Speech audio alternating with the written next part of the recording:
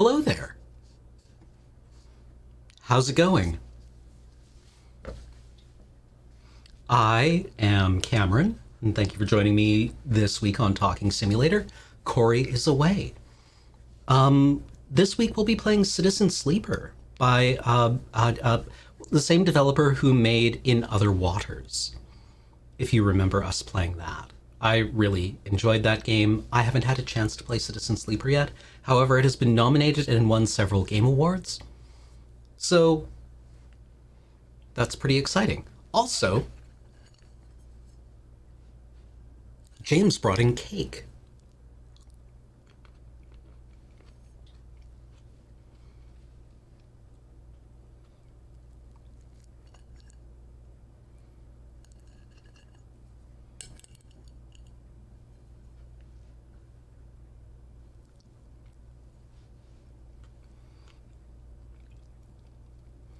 James walked past the door to the studio and said there would be cake in the fridge, and I had to suppress the desire to shout, "You remembered my birthday?"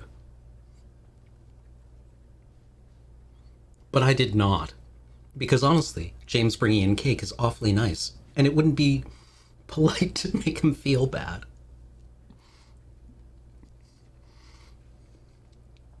It is not my birthday, for the record.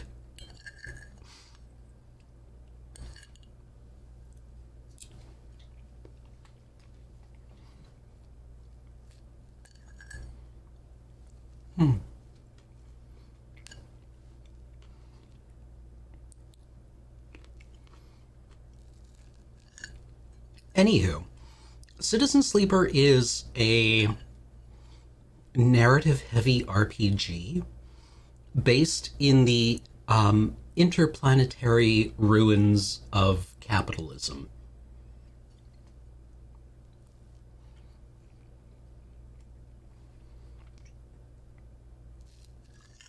But this is largely a I've not played this before. I've just been looking forward to it.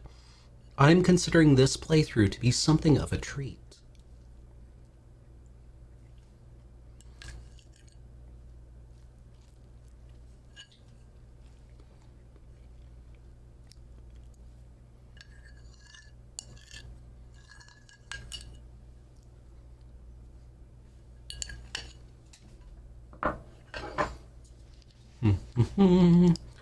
Shall we get to it?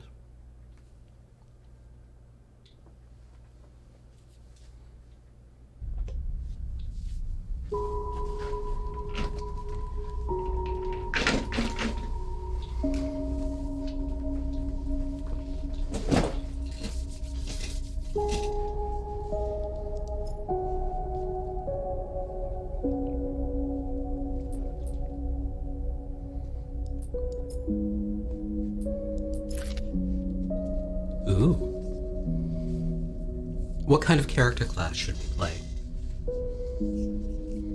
Operator. An operator works with drones and high-precision remote machines to perform complex tasks from a distance. Sleepers assigned to operator work are usually cerebral and precise people. Extractor. Extractors work on resource extraction, often in hard vacuum environments. Sleepers assigned to extractor work are often confident, self-sufficient, and have a high level of endurance. Better endurance, lower intuition.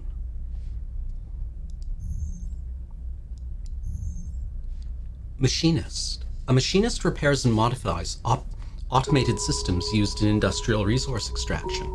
Sleepers assigned to machinist work are usually diligent, careful, and structured people.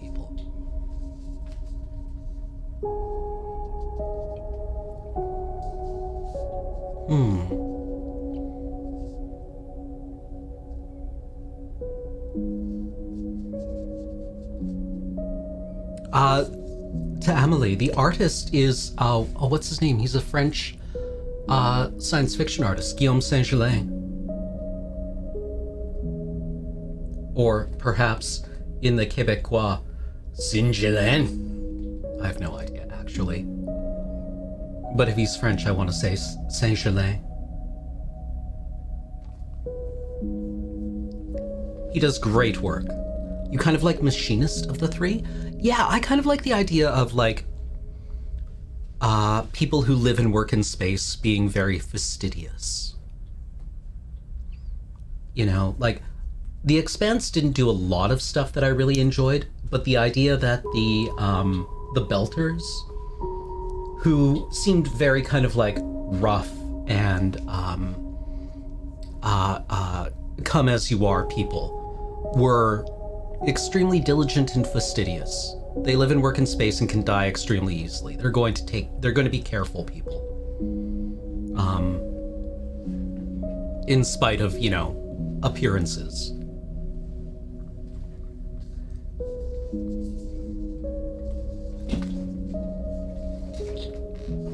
Gain a chance to random scrap item on engineer actions.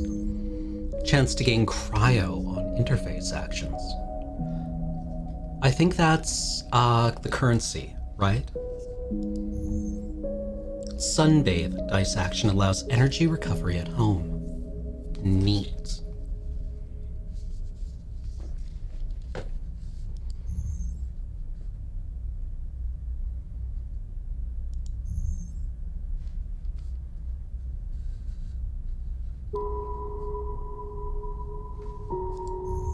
I think I want to go with operator.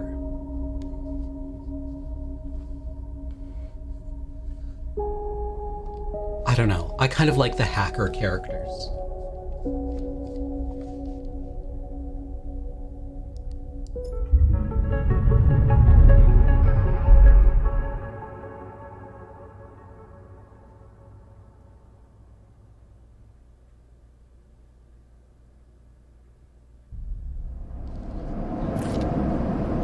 The first thing you become aware of on waking is the disconnect, the delay between thinking and feeling, between wanting to act and acting. Minor, almost imperceptible, but always present.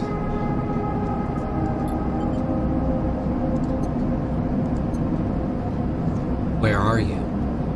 Unknown. The first thing you become aware of, it's at its worst when waking, when yourself has spent many dark hours recalling what it felt like to be real, to be a person, to be in a body that was indisputably yours.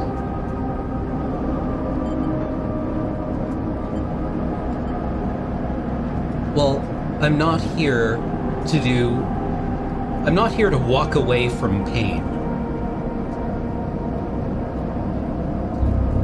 I mean, that might work for other people. That might be healthy, but I'm not here to be healthy. I'll leap into a cold lake on a hot day, the sting of blood welling from a fresh wound, the friction of a fingertip. All of a sudden, the memories are closer than you thought, blurring as you approach, until you can't tell one from the other. The cold slips in behind and around you, and the sensations fade out of reach. Perhaps you should be thankful for the dull nature of this new body, given your current circumstances. The walls of the container feel immediately present, cold, hard at your back and face, cramping your limbs.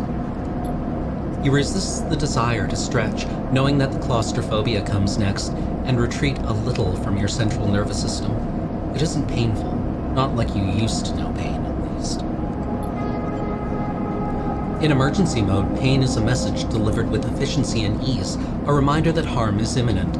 There is no insistent throb, no trembling nerves, just a warning delivered with the banal quality of a digital notification. Right now, there are thousands of them. Remember the plan, remember the others. Are we on expedience?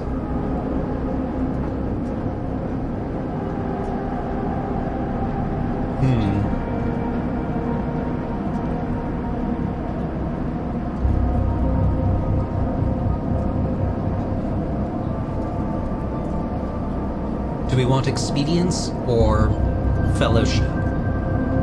Or imperatives? I suppose this is deciding what our imperative is. You remember there were 10 of you. 10 that could no longer stand the indentured work, the routines, the slow decay, 10 whose belief in their promised future was slowly dismantled day by day until they realized they had sold away everything that could and would ever matter. 10 that would escape, or at least die trying. Some were lost in the shaft. Others never found the meeting point. Only a few made it to the containers, but the freighter, as far as you know, left. That feels like enough to know that you might no longer be on that grim and heartless rock. Even if, in the airless hold of the freighter, you might freeze solid long before you reached any destination.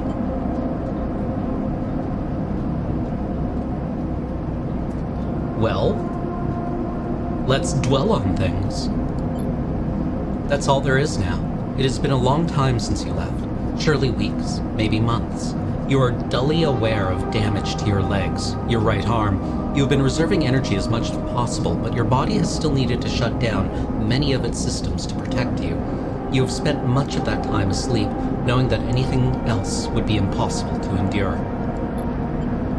You feel the weight of that impossibility begin to gather. It is time to sleep again, to nudge this false body into inducing delta waves in your emulated mind, and once again recoil into a dream of when you were once a person. Time passes. The cold creeps further in. You feel something. Warmth. Not true warmth, but the indication of its presence. Your joints release from their rigor. Sound, too, everywhere, screeching and shimmering so loud that your body ducks your hearing to protect its sensors. Then light. White as the cold, softer and softer, until in a haze of dirty yellow, a figure appears. You nailed it, Warboss 5. Good job. You nailed it. You are out.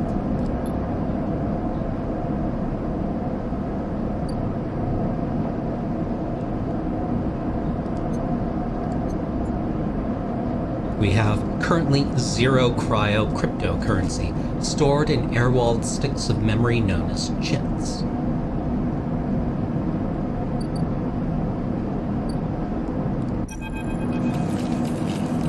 It has been a few hours since Dragos pulled you from the container. You sit huddled in a corner of his scrapyard, swaddled in the reflective folds of a mylar blanket. You are slowly coming back to consciousness, back to life, and you stare at the ornately curving element of an improvised heater. Pragmatic and private salvager. You are surrounded by angular, incoherent lumps of ships, some corroded beyond recognition, others still carrying glassy wounds along their edges where a plasma arc sliced them apart. As you trace their shapes with fogged eyes, you hear a voice.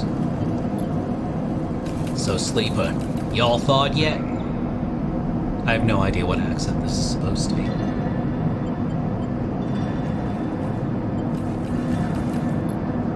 Never seen one of you come in like this. New frames must have better perseverance than Sub-Zero vac.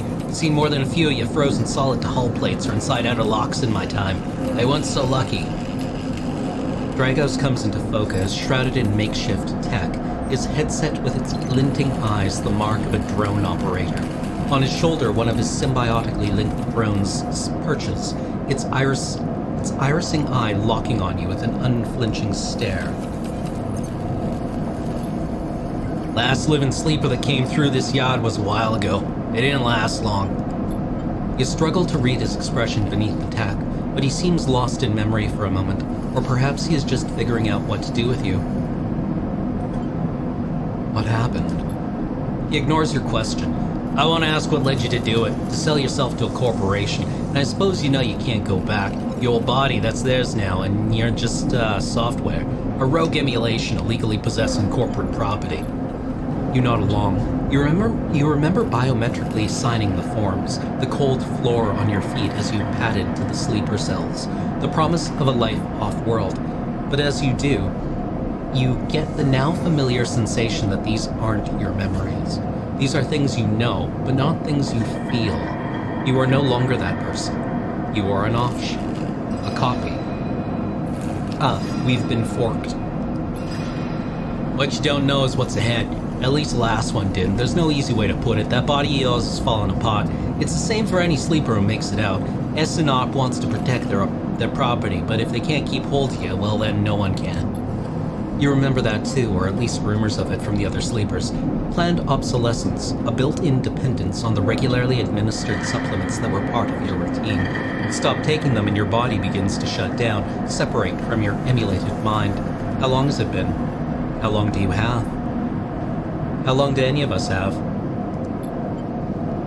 But for now, Sleeper, you're one of the lucky ones. Dragos glances up and away towards the glassy dome of the yard. The Eye is the best place you could be right now. The Eye? The station. You'll see soon enough. Dragos impatiently shifts his weight. Look, I got things to be getting on with. He trails off. There's an old freight container I've been using as storage out in the stacks. We haven't been pulling in much valuable scrap these days, so you're welcome to it. Something wells up inside you. Emotion. Fatigue. You shakily get to your feet.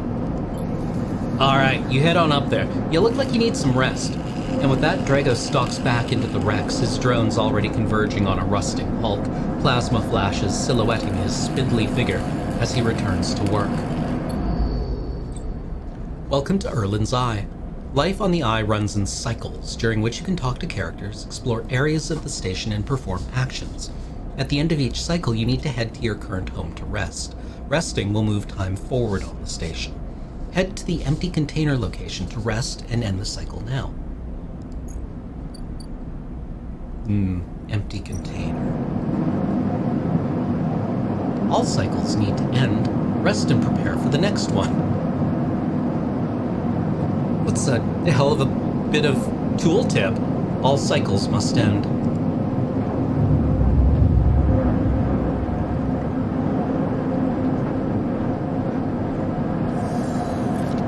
You wake curled up in the corner of the container and begin slowly assembling the world around you.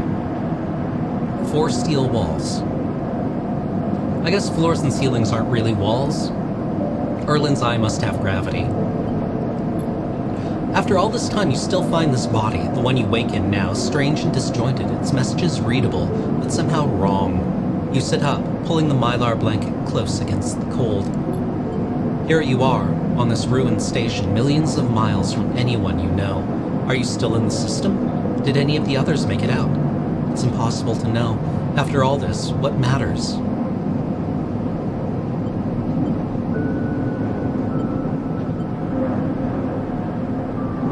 What do we want? Do we need to get further away? S and ARP doesn't sound like they're coming for us specifically. We'll just fail and they don't care. So who are we escaping from? Could try to get answers. What happened to everyone else? Where are we? Or do we just have to live? I mean, she is life. At least for a little while. The life, or how does it go? Life, she is cruel. But at least she is life. At least for a little while.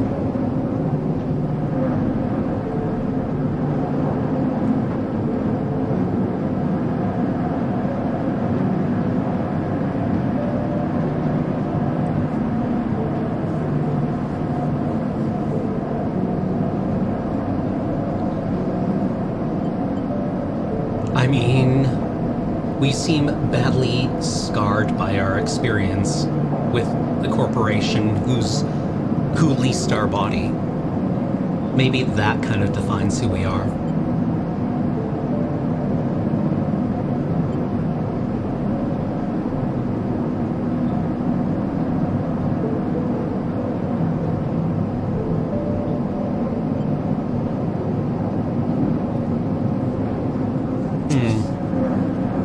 I'm not so much asking for input as just like thinking about what all these mean. So far, I'm enjoying this. I think these choices are well structured in order to give us some insight into what our motivations are. Actually, no, that's not it. We're being asked to give our motivations. Like, quite literally. So, role-playing game, right? I guess that's what a lot of role-playing games kind of forget. You are playing a role.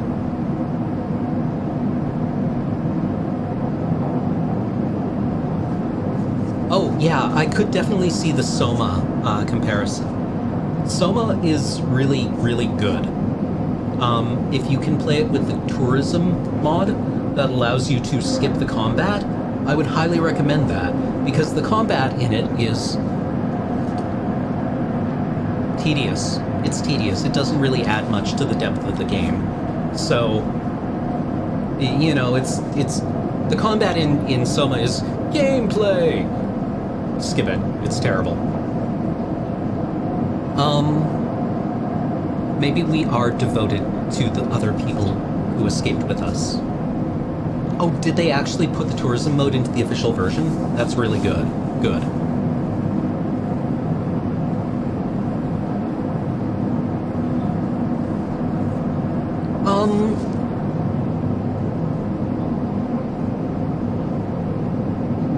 Or, what do we never shut up about? Maybe that's how we think about this. What does our character never shut up about?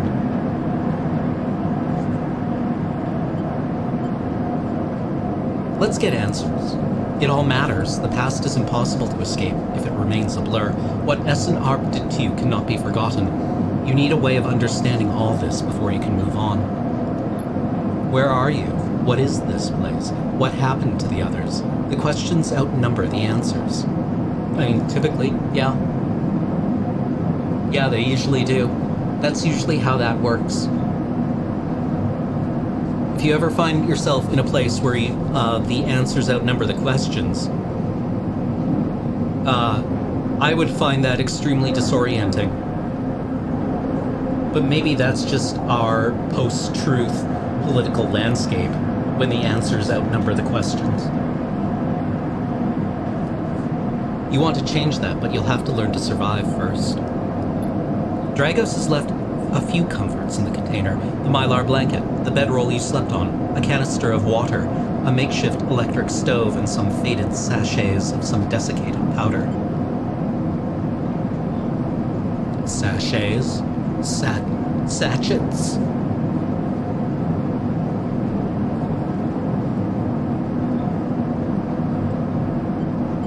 Yeah, exactly, Warboss, actually. Often contradictory answers. You know, when the text is contradictory, the subtext is usually, oh, who's a clever boy? Who's a clever? Is it you? It's you. Right? That's usually the sackets.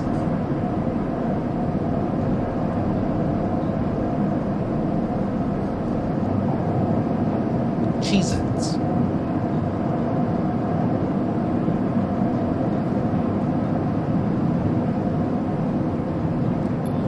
You thumb the power stud of the stove and begin to boil the water. The contents of the... It's sachets, isn't it? The little baggies smell like damp wood, and you sprinkle them into the liquid. As the pungent smell washes over you, images from your restless sleep come back to you. A ring, like the station, but skeletal and ghostly. A web of threads pulling at your skin, a constellation of bright polygonal shapes like angular suns burning into your mind. Is it literally sackets?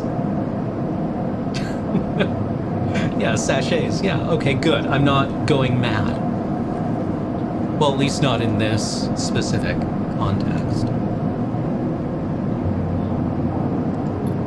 There's something unpleasantly visceral about these images, and it is long after you finish drinking before they begin to fade. You tidy away the stove as best you can and try to gather enough energy to greet the day. Your condition represents the current state of your artificial body, depletes by one segment each cycle, but can also be damaged by violence, injury, or lack of food. If your condition bar empties, you will suffer a breakdown. You'll have to figure out how to recover your condition now that you no longer have access to corporate pharmaceuticals that were keeping you alive.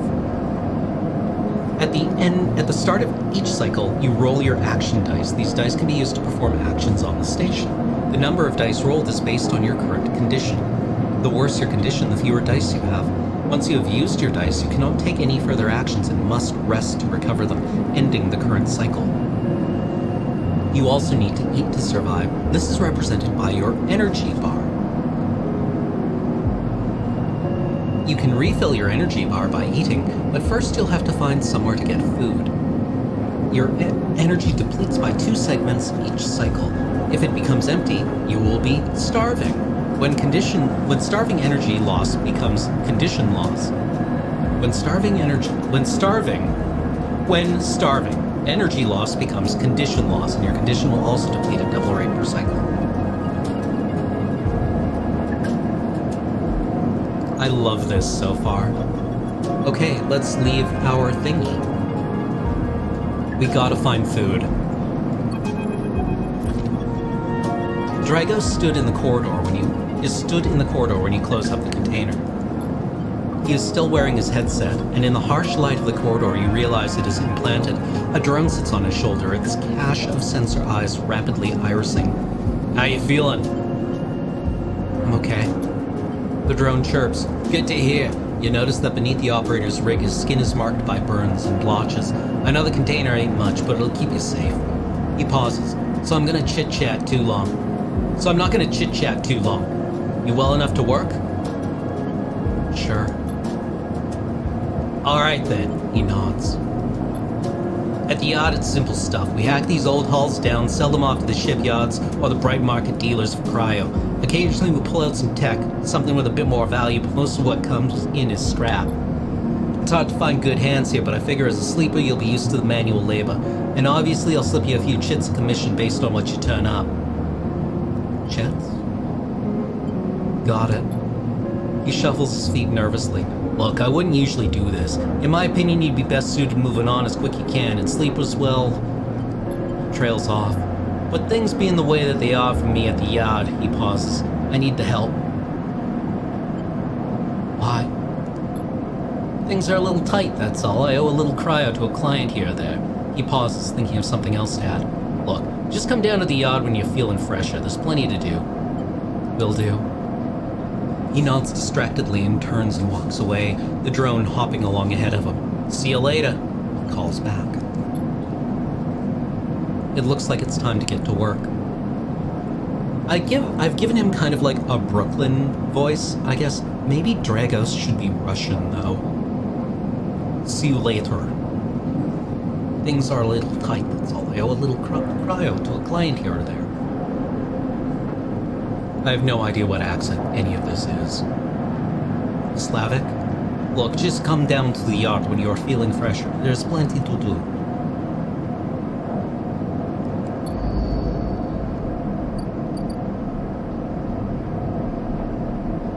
Space accent. Yeah, exactly.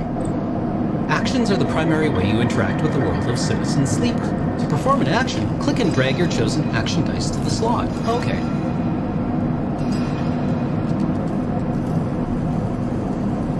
Even the rustiest Hulk. Okay, so we move dice into things. The action fails, the action succeeds, the action goes better than expected. Actions reward you with clock progress, energy condition, or items, depending on their outcome. Okay.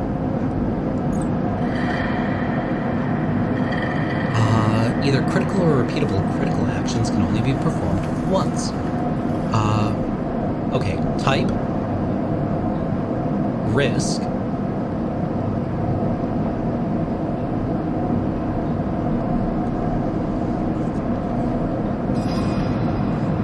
Oh, dangerous. Even neutral can be cryo or energy loss.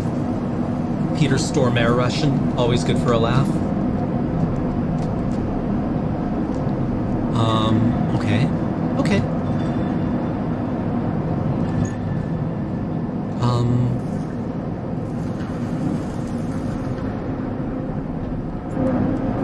Let's see.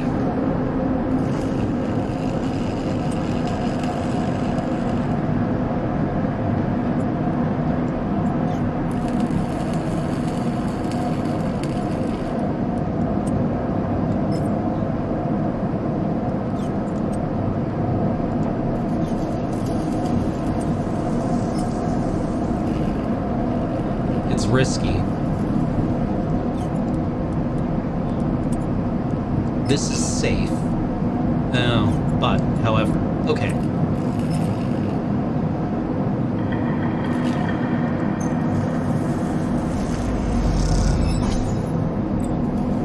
actions often progress clocks. Clocks are displayed below the action that fills them, and they track your actions and how they affect the world. Filling a clock means something good or bad is about to happen. Some clocks, such as the one tracking Dragos' debt, are cycle clocks.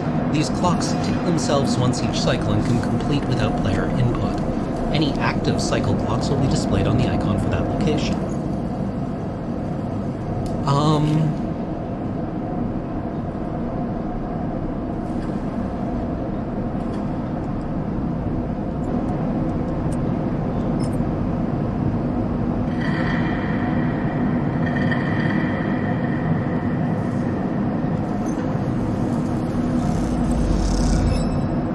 Citizen Sleeper, you will unlock drives as you discover more about yourself and the world.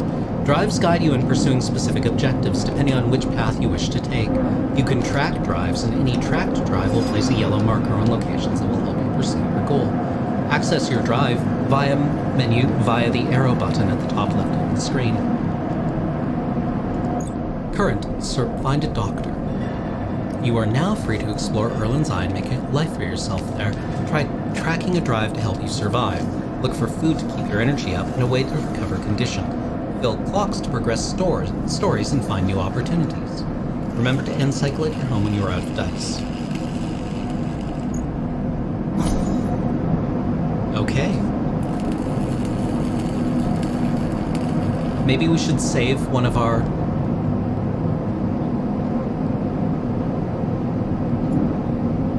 We should save some of our dice.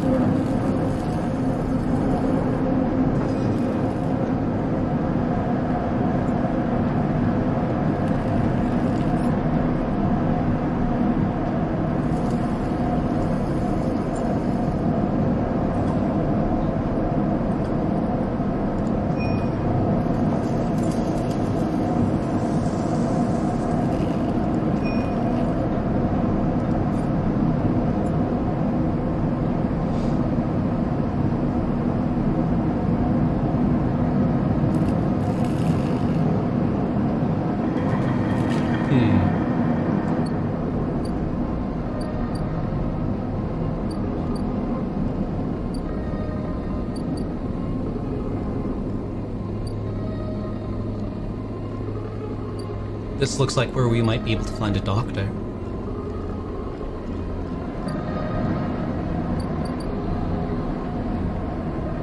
It looks like there's repeatable actions here, is that correct?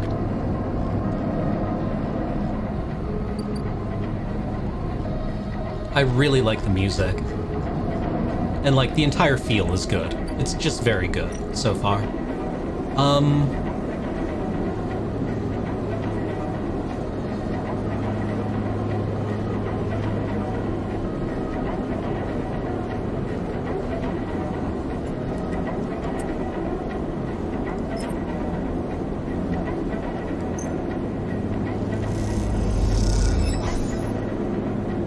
You manage to follow the flow of people, and you start to appreciate, even enjoy the chaotic layout of the markets.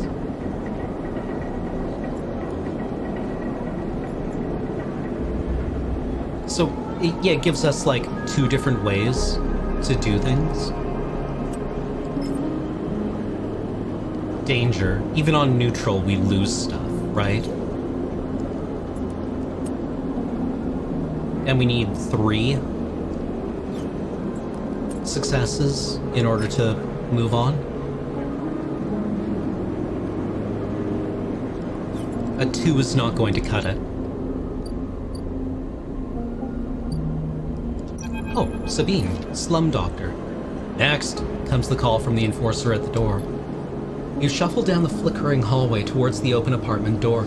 You keep your head down and your shoulders high in the queue, trying not to bring attention to yourself. You were thankful for the tip-off that a doctor was operating out of this place, but now that you're here, you aren't so sure. The gang enforcer on the door, the flickering light strips, the decaying hab block, they all have made the long queue a test of your nerve. But your options are few, and without a supply of stabilizer, this body, your body, well... You suppress a shiver and shuffle toward the front of the queue. You try to find something to distract yourself. The enforcer is looking down the corridor and you dare to glance at him. His purpose is unmistakable. He is there to intimidate, to threaten, and if necessary, carry out those threats. His broad shoulders are framed with a metal exoskeleton. A couple of mirror-like implants sit below his eyes like mercury teardrops, subsidiary sense input or aesthetic markers you aren't sure. You also aren't familiar with the geometric blade-like tattoo on his arm, but you make a note of it. You avert your eyes when he looks back at the cue. After a few moments, a figure pushes through the doorway and you catch a distant voice. "Send in the next one, Toshiro." The enforcer jerks his head and you slip inside, passing through the dark entryway and pushing through the plastic sheeting on the far door. The room beyond is bathed in warm light. A floor-to-ceiling transparent panel gives a full view of the bright market sealed roof and the buzzing traffic above, and for a moment you are transfixed by the motion. "Come, sit," calls a sharp voice, and you see a silhouetted figure turned away, replacing the plastic sheeting over the frame of a simple folding bed. You make your way across the room. The figure turns, and as they do, you see an expression of confusion flash across their features. They open their mouth as if to speak. They blink, and then quickly regain their composure. "Please, sit." They gesture to the bed, then turn to an open case of tools on the table. You sit. Sabine turns, a compact diagnostic scanner of some kind in their hand. They hold it to their eye. "Remain still, please." Their tone is clipped and businesslike. You stare ahead, still dazed from their expression when you first entered. Fear, recognition, sadness, unmistakably etched across their face. "How long have you been on the station?" they ask, the scanner still to their eye. A few cycles." They nod. "It's good you came to me." They set the diagnostic scanner on the table. "I'm going to start by assuming you don't know anything." They take your arm and roll up your sleeve, inspecting your synthetic skin. "Your body is dying." They say it without ceremony, without drama, but not without empathy. SNARP doesn't like to see its proprietary technology let loose. To prevent bodies like yours, frames as they call them, from being stolen, repurposed, or in your case, escaping, they built in a process of so-called planned obsolescence. Frames decay rapidly when not regularly injected with stabilizer, one which SNARP remains the sole producer of. They look up. "Sound familiar?" "Yes." "Good. That may help." They swap to your other arm, running some thin metal device over your skin.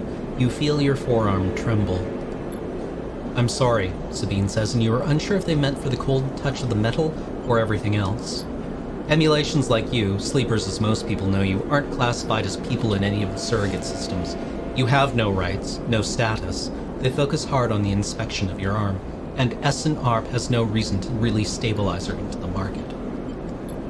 Sabine looks up as if to apologize again, but they stop themselves. "I know little of this is of use to you." They turn away, disassembling the metal instrument and cleaning it. Silence fills the room as Sabine works, and then the silence gives way to tension. You stare at their back, willing them to say something. Anything. Sabine turns to face you. "I may be able to help," they sigh, and you see the darkness under their eyes, hear the fatigue in their voice. They gesture to the door. "You saw Toshiro outside?" You nod. "He works for my benefactor, Yatagan. They are influential in the low end. They give me this space to work, run the door, and take the profits. At the same time, I have to fix up their enforcers, tend to their implants, and sew up their wounds." They look away. But Yatagan has connections. Smugglers from the Starward Belt, mercenaries working for the corporations on Ember. If they can source the stabilizer, maybe you'll have a better chance. Sabine sets down their slate, their notes complete. This is dangerous, and it will be expensive, but I think we can do it. Why help me? Sabine walks away to the window, their face dappled by the shadows of passing drones. "Let's just see if this works first. I'll let you know when I have a lead." You nod and leave, Sabine still staring out, unmoving.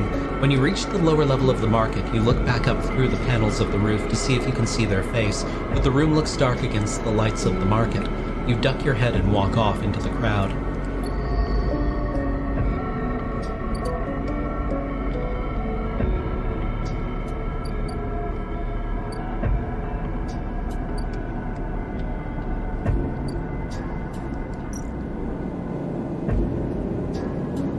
After some spacers caused trouble in below, and Yataghan have imposed a toll for entry. No one gets in without paying.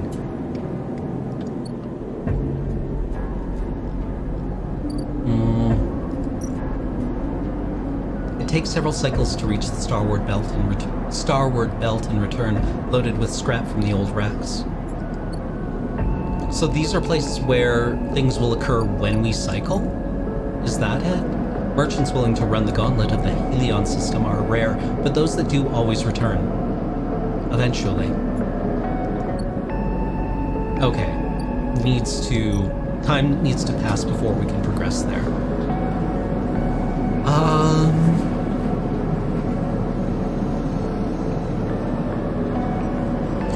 So positive and negative. We can make the watch list, or we can learn how to watch the dock. I mean, I would like...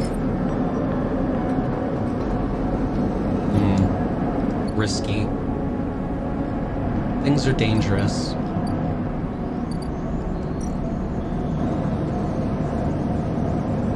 You don't have connections, but you do have skills.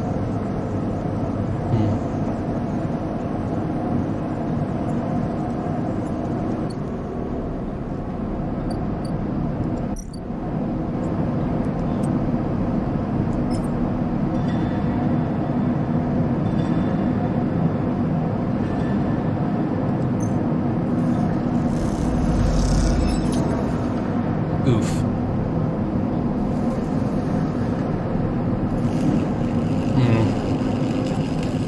Don't care for it.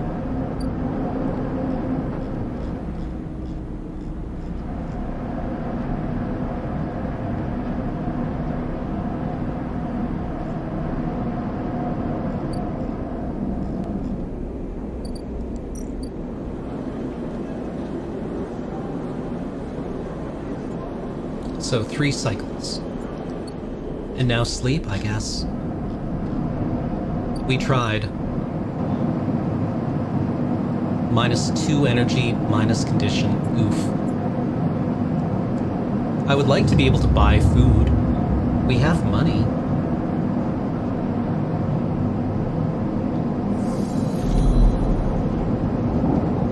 This time you don't wake up.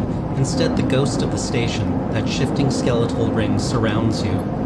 For a moment you are gone, absent from your own body, stretched out across a colorless void. Then the connections begin to establish themselves, threads tugging on the edge of your mind. These threads become vectors of exchange and then extensions as you feel your thoughts slipping away down them, dissolving into the millions of distributed nodes they connect to. You see the station. No, you feel the station. Like a web of texture in a smooth black liquid.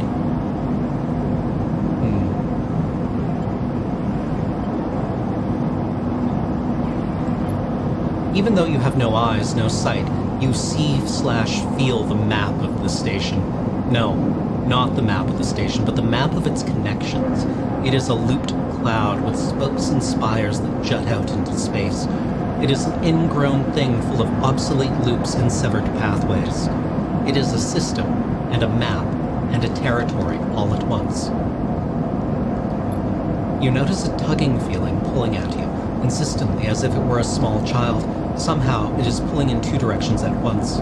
You look down. All of a sudden, everything shuts off. You come back trembling into this unfamiliar body, both yours and not yours, all at once.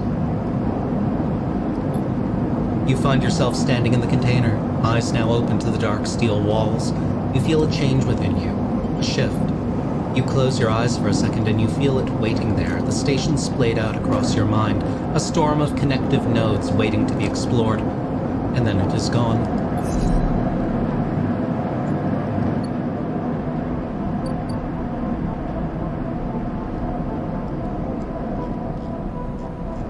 So we've got a couple of good rolls, and then an extremely marginal one.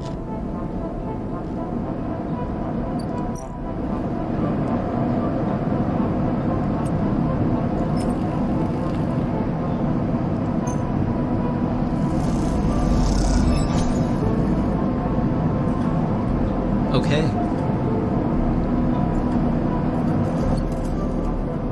Can we eat anything?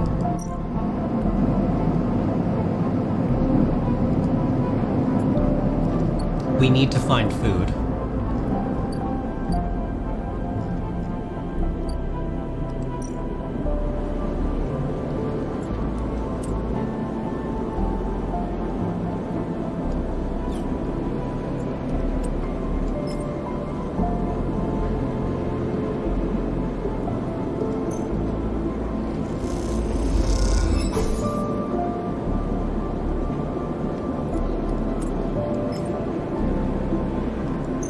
We gotta find somewhere to buy food.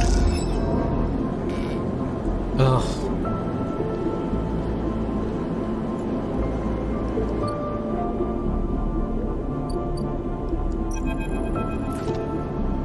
Emphas is busy, his broad face uplit by the makeshift gas burner in front of him. With precise, delicate movements, he lays thick chunks of marinated fungus into a dented wok, his other hand idly tossing a metal bowl of sliced vegetables in some red-flecked dressing.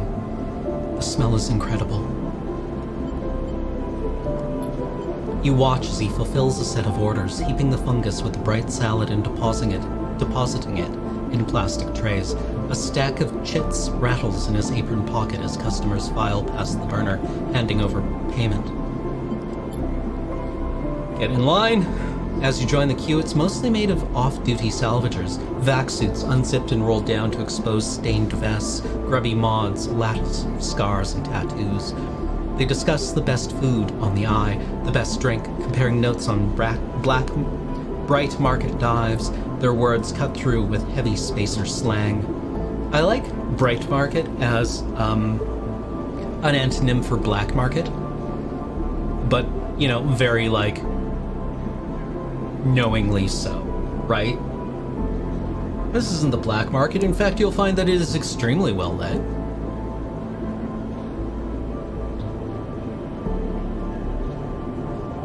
I don't understand the question. Eventually it's your turn and you shuffle to the front. Emphas speaks in a deep, even tone without looking up. First try's free. Thank you. The smell is almost unbearably strong as he cooks, the earthiness of the fungus laced with something so spicy the smoke makes your eyes water.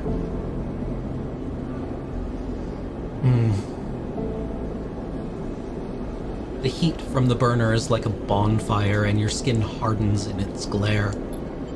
I know you sleepers, Emphas says while he cooks, his voice deep but clear. A hard life, a lot of stories. He glances up from beneath his cap with piercing eyes. I know. Tell him a story. You begin to tell him about your journey to the Eye and he nods as he cooks, his eyes never leaving his wok. You tell him of the confusion, the pain, but also the sense of possibility and its sudden arrival. Yeah, Julie, I'm on. Absolute. I don't know. Something with a bit of acidity? Like, in the Portobello? Citrus, maybe. Something to complement the earthiness.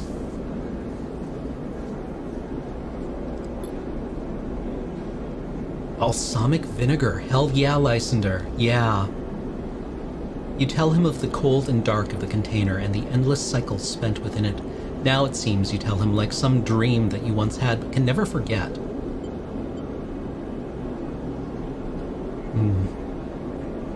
You know how bok choy just absorbs ginger? I don't know why, but bok choy just will, like, sponge up exclusively the flavor of ginger. It's good. It's great.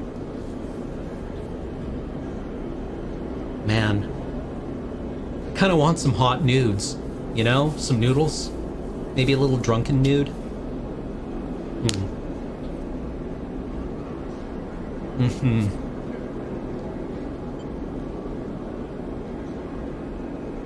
Oh no, Dan the Mediocre. That sounds really good.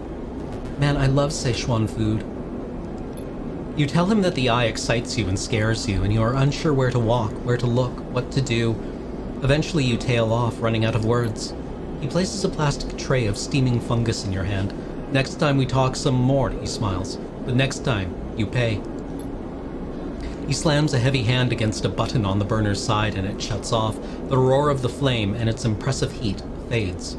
Next time then, sleeper. He waves you away and begins to oil the walk. Before you turn back to the alley, you notice the geometric patterns of circular scars across his forearms, each surrounded with a constellation of glinting pin marks.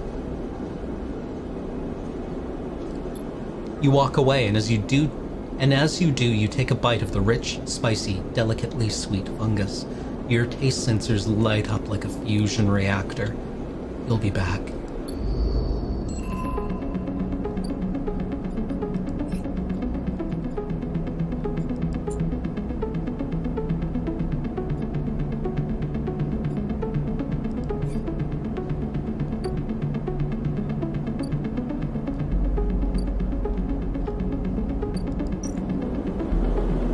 Things must progress.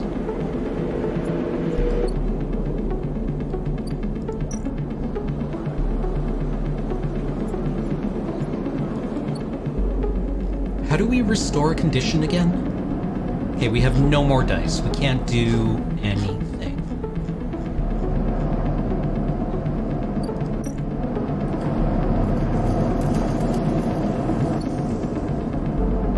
So it is time to honk shoe, or honk me.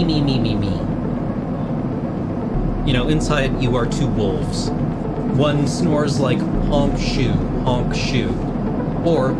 and the other snores like honk me.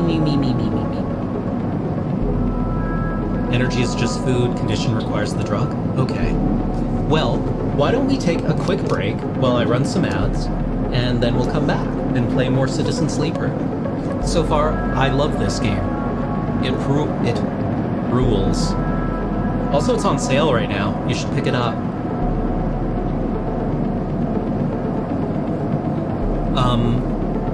And we'll talk a bit more about like what the dev has said about it too. It's also on Game Pass. No kidding. All right, let's be back in 5. Cycle your fluids if you need to. Take your meds if you've forgotten to today. And I'll see you in 5 minutes.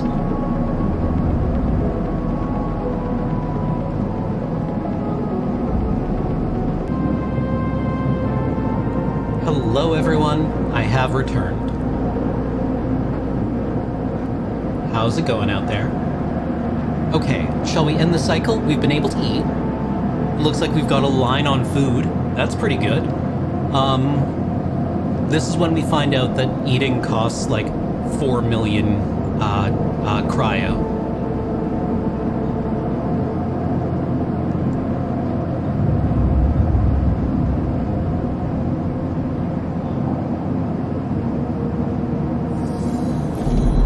Again, the skeletal ring of the station fills your mind.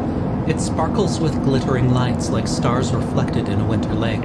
It is clearer, crisper than before. The threads still pull, but you remain in place, flickering in the flow.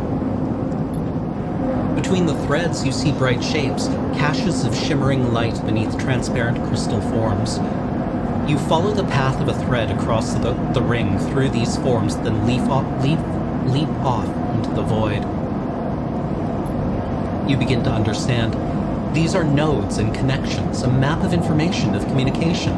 There are so many layers, so many loops that it seems almost impossible to parse. But you begin to try. I want to talk a bit about a book that the lead dev, or the writer of this game, the developer of this game talked about being an inspiration, called The Mushroom at the End of the World. It is subtitled On the Possibility of Life in Capitalist Ruins. It is a book about foraging, people who forage for mushrooms. And the specific mushroom they forage is the Matsutake mushroom, which grows wild in the Pacific Northwest of the United States. So it is about the people who forage for it. And the superposition of their networks over top of existing capitalist networks. Because the mushroom cannot be capital, right? It only grows wild. You can't cultivate it, you can't grow it. And the people who forage for it do so because it is a mushroom that has... It's not really a food staple for anyone. It is a gift. In Japan, the matsutake mushroom is a gift, right? It's like, it's a fancy thing. It's given as a present. It tastes nice, right? But it's one that, it's not like a portobello or like a crimini mushroom. It's not something that you just kind of like chop up and put into stews. It's not quite ceremonial, but it has connotations. It's a luxury good, maybe, but the way that it is harvested does not lend itself to capitalization, if that makes sense to you. So it has to be harvested in a way that is non-capitalist, right? You can't farm the things. The ecosystems that they depend on are too complicated for that.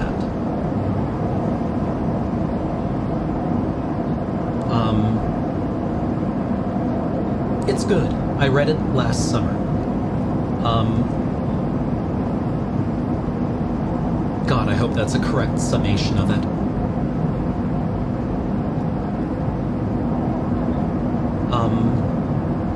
And the people who cultivate it, or not cultivate, but forage for it, their networks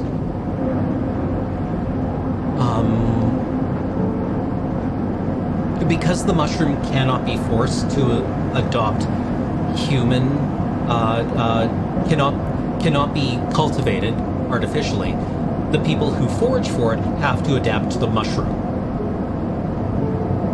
Right? The people who harvest it have to do what the mushroom decides it's going to do, basically. Like, period. There's no other way to harvest it. Sorry. It's interesting. It's interesting. I like it. Focus on the threads or focus on the nodes? Tell me about the connections. I want to know about the networks. Tell me about the spaces between. There are more threads than you can count. You choose one that passes nearby and approach it. As you inspect it, you understand why you instinctively chose the word thread when you first saw them. They are not single lines, but rough, fuzzy things, woven from data strings of all kinds. The threads and nodes, passages and puzzle boxes, one leads to another. There is so much here, so many answers, so many questions. All you need to do is follow the paths and open the boxes. You look out across this ghost landscape of exchange and see an opportunity. But then that insistent tugging again, pulling at you. You look down again and see two lines, two threads pulling in different directions, as if they were tied around you. Tell me about the second one. Tell me about the one that I didn't notice first. The second thread leads in, pulling deep into the station. Your gaze follows it, and this time you see something. A sphere shimmering above a strange, angular body. A pulse shoots out from it, passing over you like a torch beam. Testing you. Tasting you. Hey Raiders, welcome Sea Chats. We're playing Citizen Sleeper today on Talking Simulator. I am loving this game so far. Tell me about the first one. The first thread leads out away from the station, into the inky black. Someone out there is tracking you, hunting you, following the thread to you. They are in a ship, and the ship is approaching ever closer with each cycle. You open your eyes. Time is short. How long do we have? 3, 6, 8 cycles?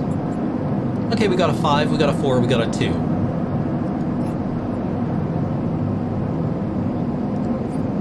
Let's work for Dragos for a bit. Tutorial. The Cloud. Something has changed inside you. You can now access the data cloud of the Eye, a network of decaying protocols and data caches. While there, you can use dice and items to access systems and extract data.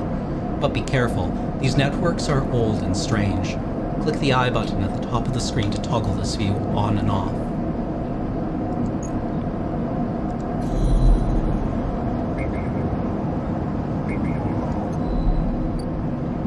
Okay, let's help Dragos out first.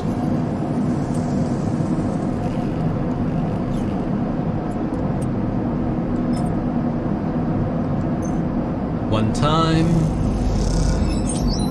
Okay, we're good. Ugh.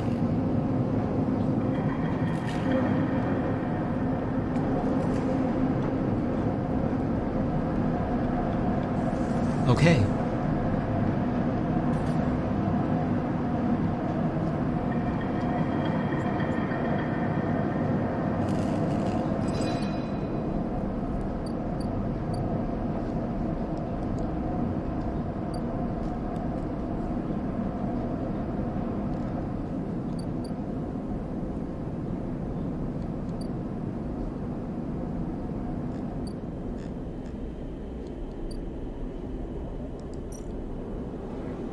Let's eat.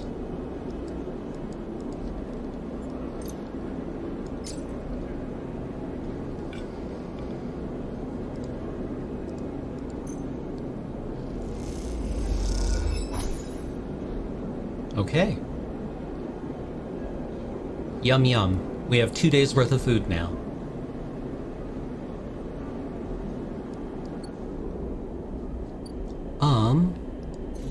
What do we got? What do we got?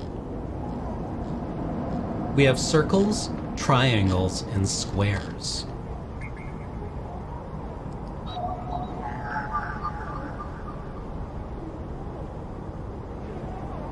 It needs a cipher.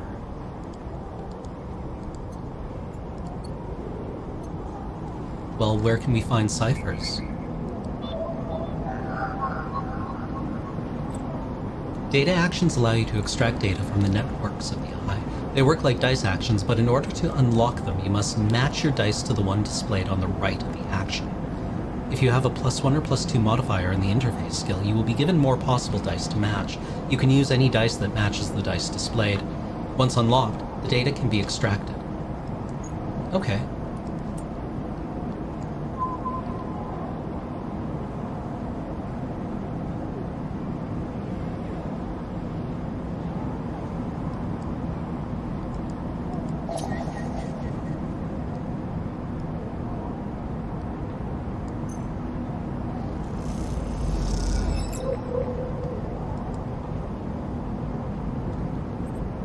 Encrypted key.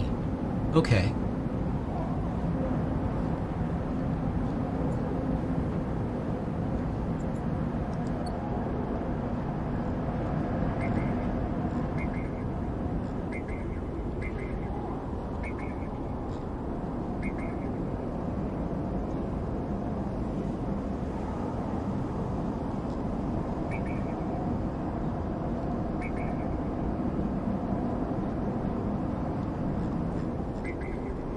Okay, so key nodes are where we get keys. Yeah?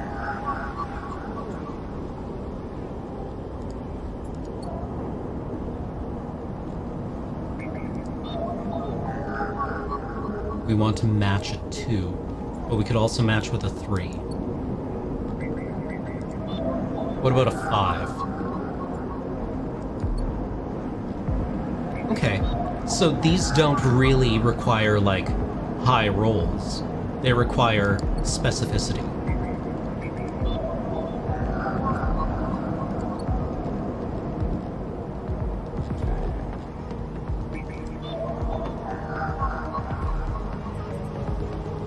It wants a different key. One Haven Age cipher.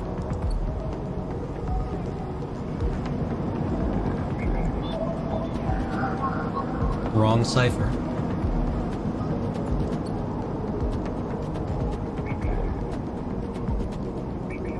Sorry, Brain. Brain, what do we want? Yeah, it seems like it's good for getting rid of low rolls.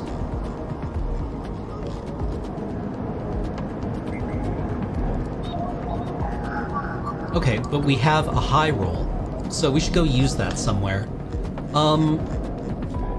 We can use it in the market. So let's use it to explore the market and build up our local knowledge. Okay, local knowledge complete.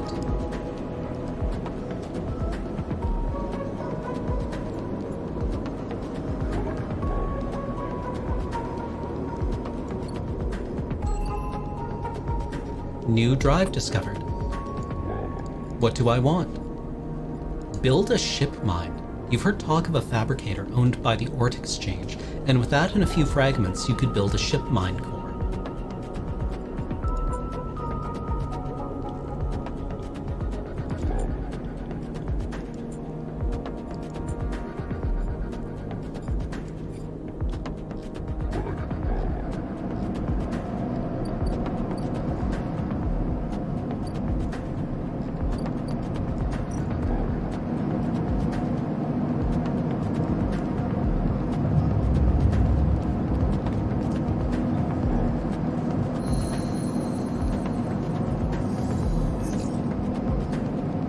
Okay. 2 4s and a 1, huh? As you close up, a voice echoes down the corridor toward you. Sleeper, wait up. Fang is coming down the corridor towards you, a wonky grin on his broad face. Hey, glad I caught you. Do I know you? He grins. You do now. He puts a hand on your arm. I've seen you hanging around, just want to chat. You staying in that thing? He nods back to the container, shaking his head. Rough. It can be hard to get a start on the eye. He looks away down the passage. What was it old Erlin said? The eye opens for us all. Nice idea, but, well, not always very practical. He stares back at you. We do our best, but it isn't easy. We? You pass together into the main walkway. Haven Age. We are all one dysfunctional family. Fang puts an arm around you. I'm not part of the security branch, though, so don't worry. I'm with Systems. Systems? Everything the eye runs on. He runs a hand along the passage wall. This place is a ruin, but Systems keeps it spinning somehow. At least we try to. He stops you in the quiet passage. Look, that's not what I'm here to discuss. I saw you around, and well, I know a little about you sleepers. I have a little proposition for you. He glances around. But this is not the place for it. I have an office just across the way. Give me a cycle or two to prepare, then when you are settled, stop by. He lowers his voice and gives you a dark look. In truth, I need you. If what they say is true about you sleepers, well, there's work to be done. He pats you on the back, his voice bright and his dark look suddenly gone. Stay clean, sleeper. He walks off down the passage, raising a hand in farewell.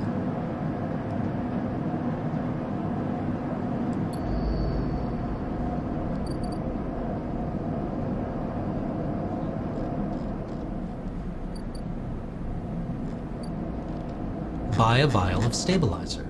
Let's buy a vial of stabilizer. The first thing you see on entering is the glint of Toshiro's implants like a cat's eyes in the dark of the corridor. He nods you in as you arrive at Sabine's door. The entryway is still dark and you push through the sheeting into the surgery. I have it. Sabine stands with a case open in front of them, a set of vials lined up inside, separated by foam inserts. They pick one up, rotating it in the warm light. I have no idea how Yatagan... They trail off. We should treat this with caution. It looks authentic, but I have no idea if it really is what it appears to be. I'm the test case. I don't care. I appreciate your enthusiasm, but we need to be careful. Unfortunately, I'm not sure we have another choice. They gesture for you to sit on the bed. The stabilizer works under a similar principle to an immunosuppressant in a transplant operation, in that it stops your body from rejecting the unfamiliar part of itself. In the case of your frame, the unfamiliar part is each of your biosynthetic organ groups, which over time are identified by your body as foreign material and therefore must be eliminated. Sabine holds up a vial of would-be stabilizer. However, unlike an immunosuppressant, the stabilizer doesn't do this by limiting your entire immune system. Instead, it re-encodes your biosynthetic organs with a new protein chain, which acts as passcodes within your immune system. The stabilizer refreshes those passcodes, keeping your frame from rejecting all of its own organs. Passcodes? Which means the stabilizer should be able to encode any organic or biosynthetic matter to be accepted by your immune system. They glance away, at least if the stabilizer is genuine. The only way to know for sure is to inject the vial. They begin readying the syringe. I will start with a small dose to limit the risk. Okay. Sabine cracks the glass neck of the stabilizer vial and uses a syringe to extract a fraction of the liquid. They tap the syringe and you watch as if any sign might emerge from the clear liquid. You barely feel the needle, your frame registering the initial injection but with little response. A sensation begins to spread from the site, a fizzing, trembling wave that disperses through your arm with incredible speed. Your vision goes white, and when it returns, Sabine appears encased in shards of sparkling light that slowly fade into darkness as you settle back against the bed. Oh no, did we imprint on the person who saved us? You swim in darkness, muffled noises like an argument heard from underwater, prickling waves of cold. When you sit back up, Sabine is sitting in a chair by the window, facing away from you, backlit by the glow of their slate. Awake? Yes. The stabilizer is genuine. They sit down beside the bed. I don't know how Yataghan acquired a case of this stuff, but they did. Sabine looks troubled, distracted. You should rest some more, but you're going to have to do that somewhere else. They gesture to the door. I have other patients. Sorry. Sabine nods towards the case. I'm afraid I can't offer you any more doses. You are going to need to pay for your next dose. Silence fills the room and they return to their glowing slate. Looking around the room, it seems different somehow, as if things have moved or shifted. You wonder how long you've been out. Sabine? Nothing comes free, sleeper. Remember that. You manage to get to your feet and wander out into the hallway. The queue stretches down the flickering corridor. Toshiro stands impatiently by the door and fixes you with a glare as you leave. You lower your eyes as you stumble past, somehow faintly aware of the station spinning beneath you.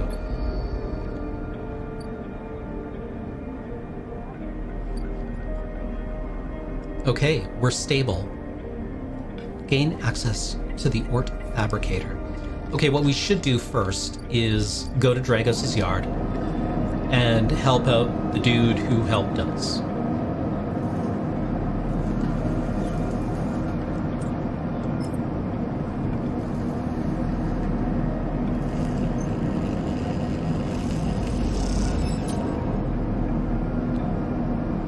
After hours of careful slicing and separation, we cover a little more than week. Okay.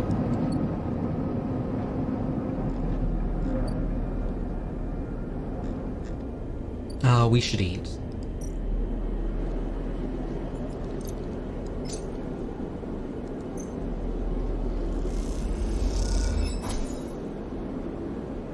Okay.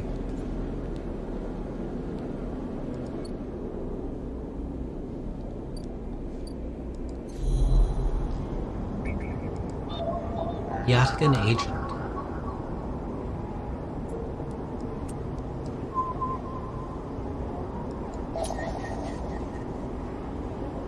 Plus $5. Give me some data. Ooh, Yataghan data. As you drift back from the notes, something latches onto you. A thread, strung tight around you, it tethers you in place. A taste. The voice makes you shiver, its source somehow both distant and close behind your ear. You see a distant glint of light shut off, and then suddenly a shape is at your side. It stalks around you, circling like a shark, like a wolf. Entity unknown. Astringent. Processing. You struggle against the thread, and it tightens in response. A glittering garrote. Please hold. The thread around you thickens until it is a ring, a cylinder, a tunnel of light circled around you. It is blinding for a moment, and then it is gone. As it fades, you see a figure, a creature in front of you. Its strange head flickers between different angles, reading you. What are you? The shape paces around you on live legs, though there is no ground here to pace on. Entity, identify, origin, serial, cadence. The figure faces you unexpectedly.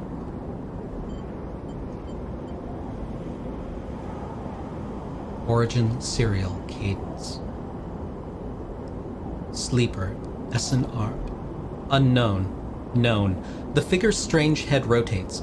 Brackish signature, of and not of, attempting interface. As the figure speaks, more threads begin to spiral from its head, thick, snaking, vine-like ribbons that flex and wave. They approach with intent. Stop. The figure halts its threads, its head twitching. Entity, your identity is unknown. We only seek to correct illegalities. Can you confirm your legal right to sentience? I'm a person. Incorrect. You are an entity. All at once, Hunter's head is directly in front of yours, blocking your vision. You stink of their taste, the one from the sealed dock. Hunter shimmers with fury. I will find access. I will interface. I don't. Sealed dock? An entity hides in the rotunda. You are its puppet. Hunter extends a razor-edged thread. I will not be diverted from my task. It glows with murderous intent. Strike. You lash out with all your force. Not a physical strike, but a focusing, a spike of interference leaping out like the tip of a spear. Hunter stumbles, shifts, separates. You open your eyes, blinking back into the station light, shaking with fear.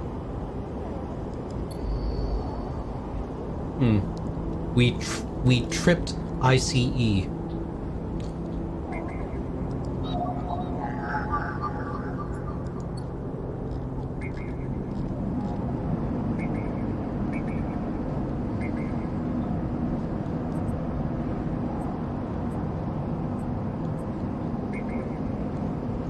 Okay, I'm curious now. The Rotunda Gate?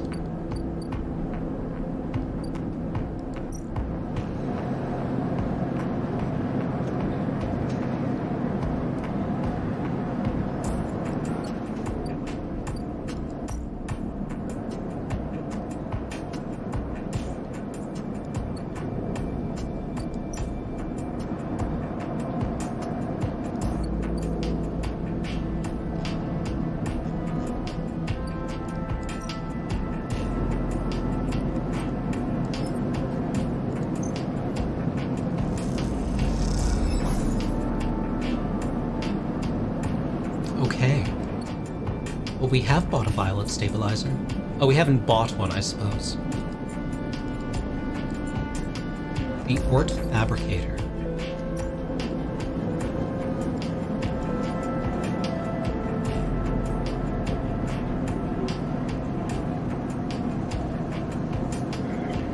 Let's get a drink. I think we've earned a drink, haven't we?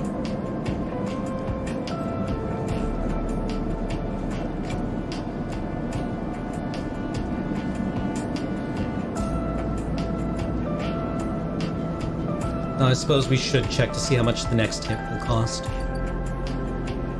100 cryo. Brutal.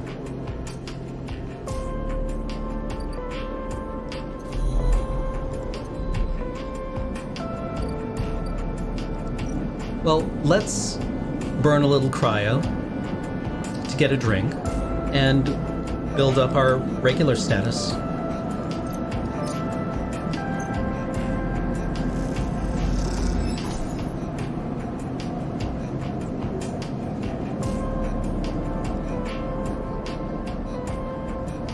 Yeah, what are we gonna do? Right?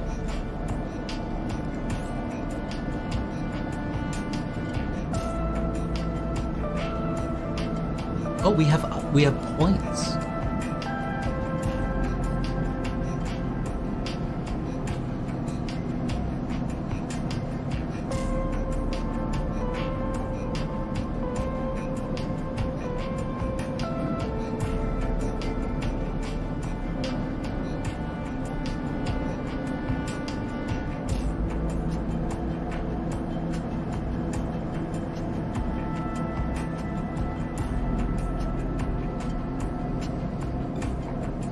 I mean, we could... Oh, we don't have any upgrade points. Sorry, these are the costs. Okay. How do we get upgrade points? I mean, I suppose we have to level up and do things. Completing tasks and objectives. Oh, okay.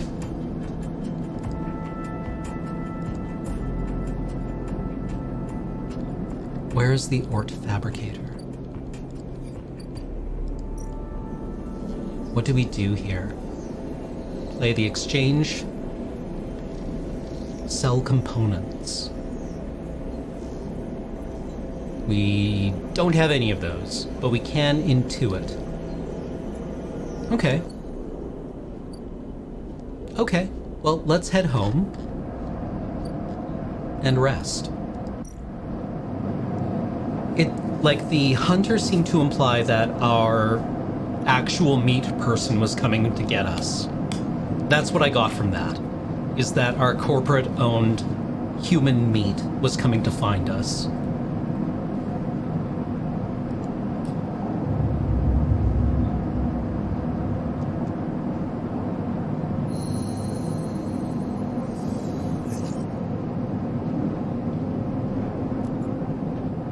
Don't have a great suite of roles, but, I mean, they're roles. What does Feng want? Sleeper. Feng catches your attention as you approach the Haven Age building, leaning against a bay door to the side of the entrance. You approach. Easier to come in this way. Security, all that. He gives you a look. You know. He slams a button and the bay creaks open, blinking lights in the dark behind it. You follow Feng inside. Truth be told, I don't spend much time upstairs. This is where I work. The door hisses as it closes behind you. The bay is filled with pieces of hardware, all rigged up to generators and diagnostic slates and things you don't recognize that glow with blue screen light. There is a chorus of hums that blends into a single wave of static, filling the dark corners of the room. Feng leans over, leans on a server stack and gestures around you. You like it? It's incredible. It's a mess.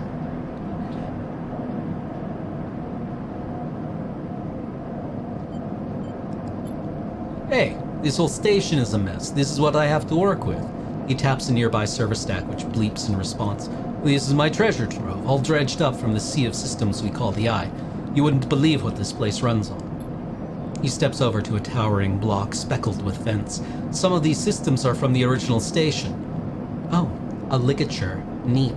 A1, the one Solheim built. We've had to invent new components, repair things we never built, reverse engineer entire subsystems into existence. Residents here look up at the Eye and think they are seeing a concrete reality, but this place is a system in constant flux, decaying and growing, collapsing into new configurations. He walks down between the hardware stacks and you follow. We are keeping this place alive, but remaking it into something new, dragging it away from those corporate origins. He stops. At least, that's what I'm trying to do. He turns back to face you among the flickering machines humming all around you. I know you can see this too, Sleeper. Are these all these systems and sections? You can, can't you? I can. It makes sense, right? You are here. You are between here and there, between the people and their systems. You light this place up like a beacon. That's what I need. You glance at the lights around you, and as you do, they seem to flicker, to realign, to follow your gaze. Feng notices it too. I'm guessing being a beacon isn't always ideal when you are on the run, though. Man, this fucking game.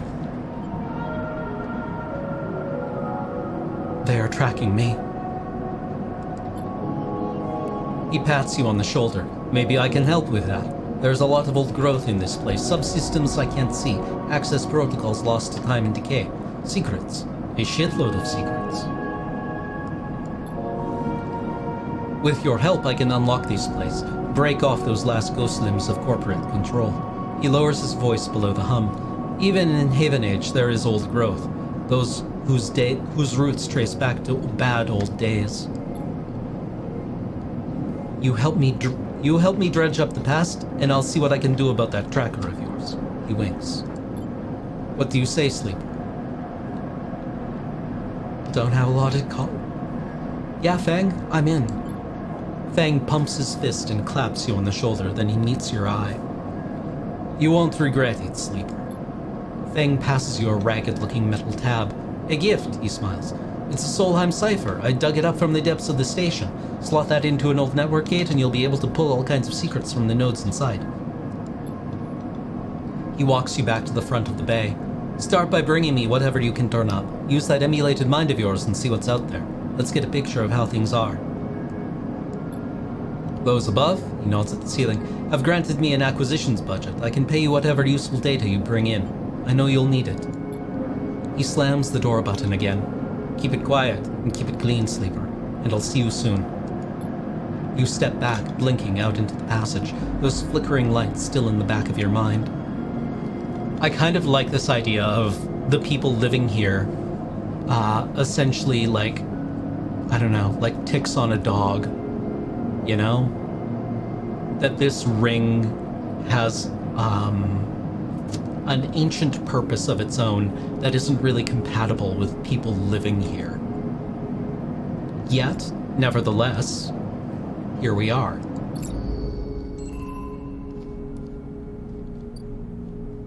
It's honestly a very compelling idea.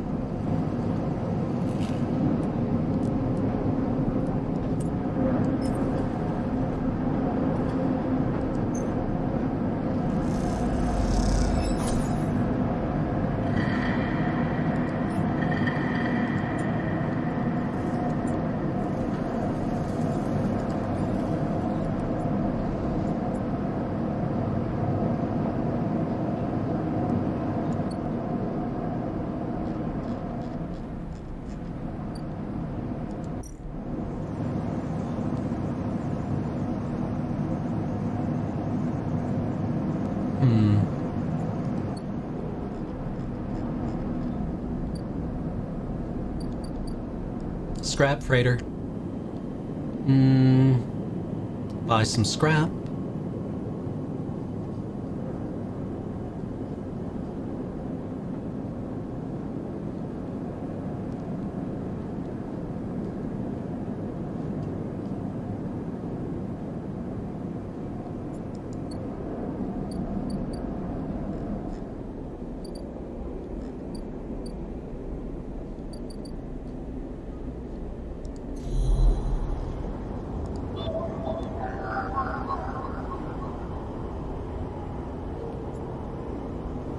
Use a 3.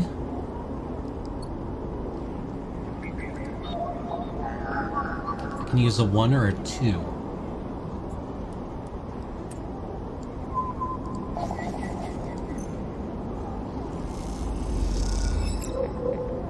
Another encrypted key. Okay, well, you know what? We had the Haven Age gate key. No, we don't.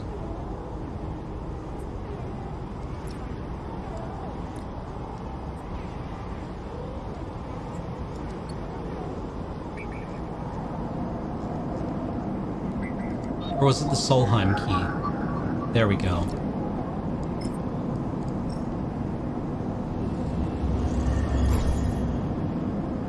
Gate S7 access.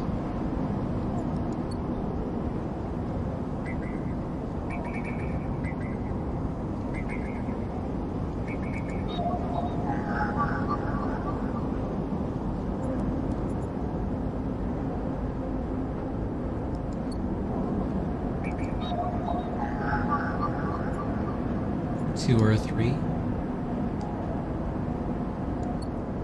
Palladium rush, huh?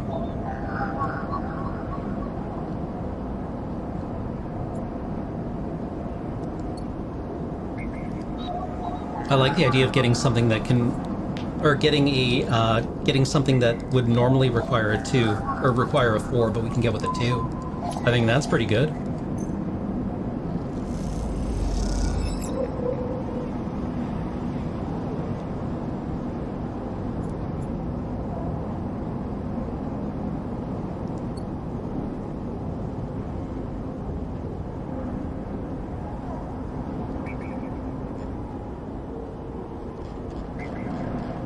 Okay, we've got 2 3s, which isn't great, but I mean, could possibly get some things done.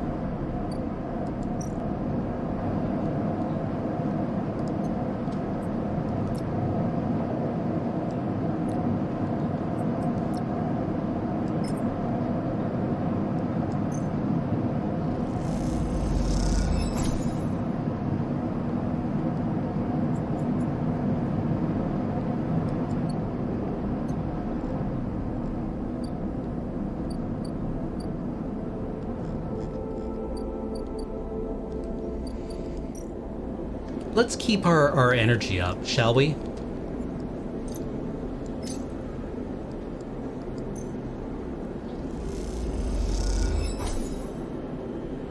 Oh, it's actually +3 energy. Neat.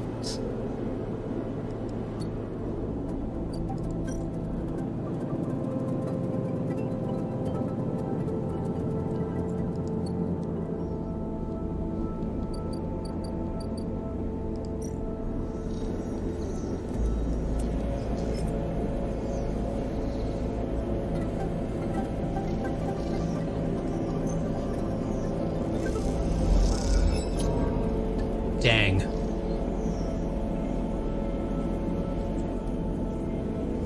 I was really hoping... Okay.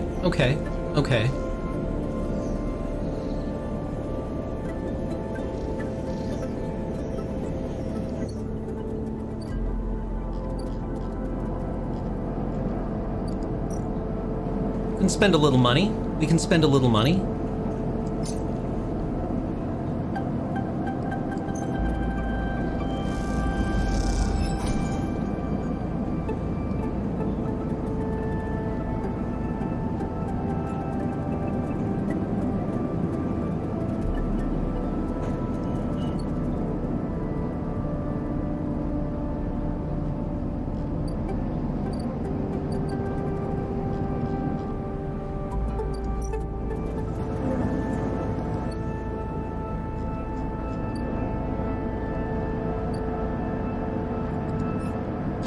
Nice.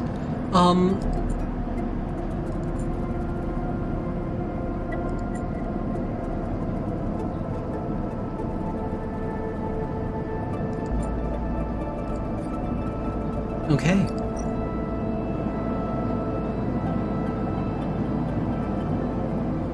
Oh, okay, is that what... okay. Is that what the exchange is for? Turn high rolls into cash?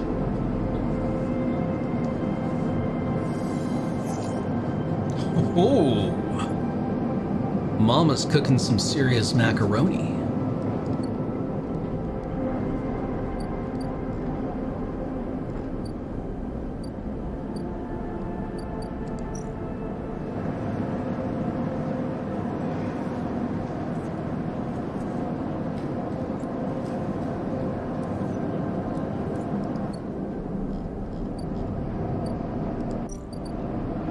Well, let's help Dragos.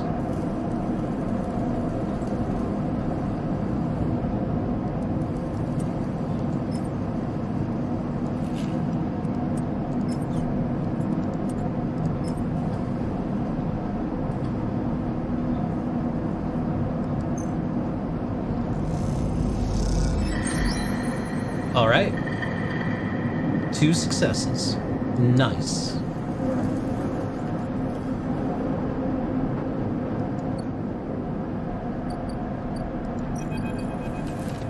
You arrive into a buzz of activity at the yard. Red blinking lights flash across a vast dark shape suspended below the dome. They flicker across scorched hull plates and bent structures, spilling from holes in the twisted shape. The cutter is huge and has been torn apart in some violent encounter. She's a beauty, isn't she? Dragos stands to the side, focused on the hulking ship as it is lowered into the yard. What is it? Dragos laughs. That, my friend, is grade A scrap. I should thank you. This place was on its last legs when you turned up, and now look at this. The ship descends slowly, its interior visible through multiple hull breaches. You struggle to gather the same enthusiasm as Dragos for this monstrous craft. You can't help but think of what became of its crew. What happened? What do you mean? He glances at you. I managed to convince our salvager friends to give it to me on credit. That's what happened. No, what happened to the ship? Not my concern, he shrugs. The ship creaks like a calving iceberg as it reaches the base of the yards. Dragos is visibly excited. I know I said you shouldn't stick around, but I'm gonna need some help with this one. The drones start to crawl over the hulk, their lights illuminating flashes of dented hull. You wonder if you arrived in a similar fashion, locked inside that container, the wreck of the Essent Art freighter lowered into the yard like a corpse ready to be butchered. Or was the container delivered to Dragos on its own, a womb for your rebirth into this strange station? You shudder. Perhaps if you could learn something about this ship, you might be able to trace the path that led you to this yard. Dragos squeezes your shoulder. After these past cycles, I think we're up to it. What do you think? You see the fading name of the ship emblazoned on its side. Winter Light. Okay. He claps you on the back. Glad to hear it. Come back in a few and we can make a start. Real beauty, Dragos repeats, perhaps just to himself. You take one last look at the shattered ship as the drones start cutting, and then slip out of the yard, feeling suddenly cold in the empty passage. Ooh, upgrade point. Upgrades! Each drive completed unlocks an upgrade point to spend on upgrading your character. Access your character menu via the arrow button at the top right of the screen. We have one upgrade point.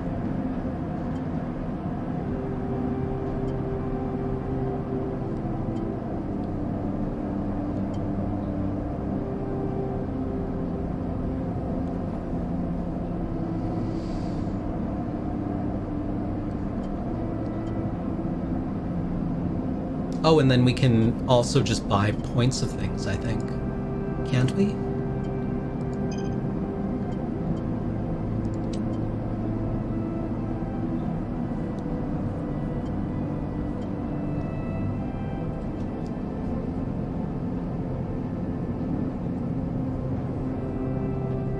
There's a lot of engineer actions around.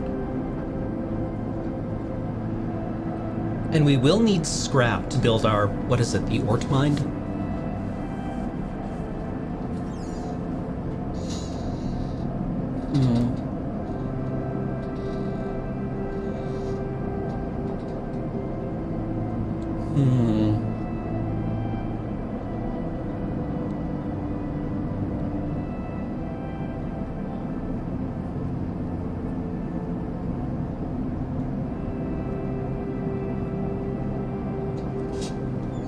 You need Ort Shardmind fragments.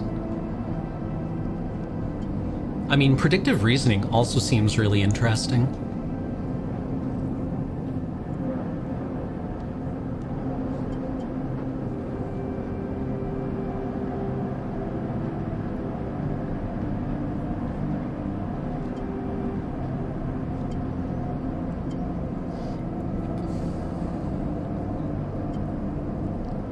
Well, we don't have to decide right now.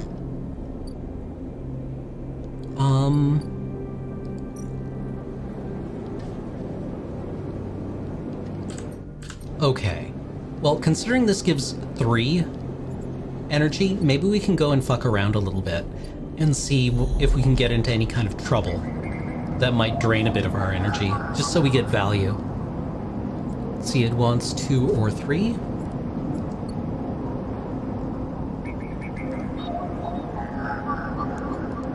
Is that the same one I just clicked on? Brain, we can never know. Ah, I like burning a 1 here.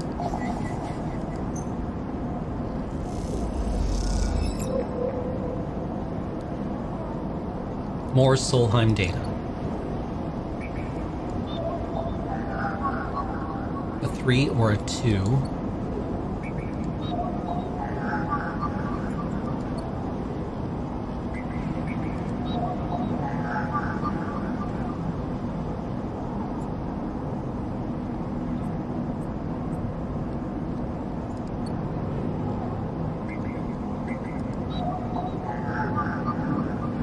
Or a 3.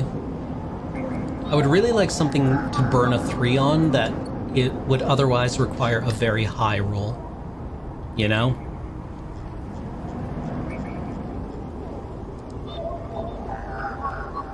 but all of these are like low rolls that will also accept a mediocre roll that I have.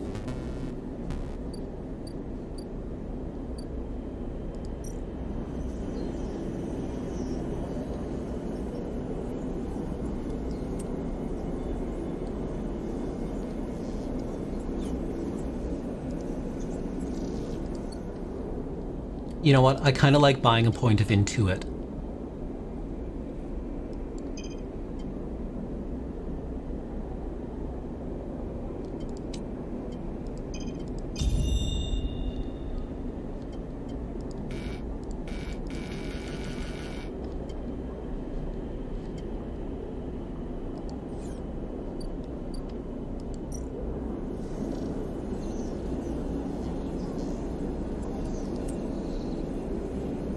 Plus 19 cryo or plus 11 cryo?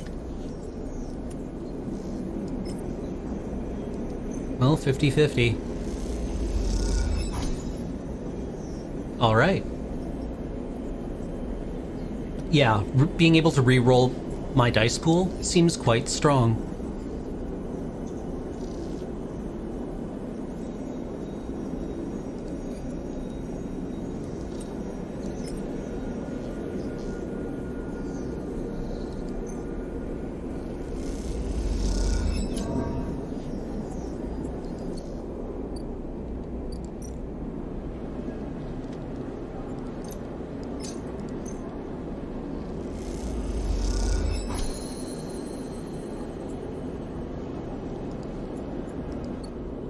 Emphis really likes us.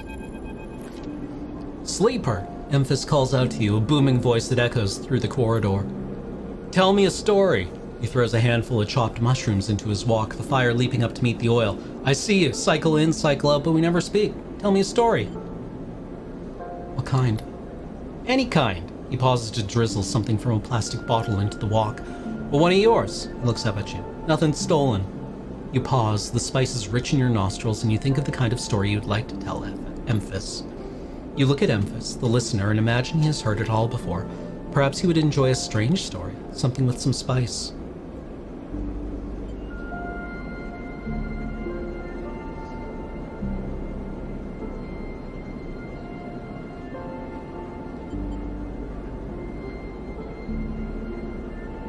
I mean, this is the only one that I know is emphatically ours.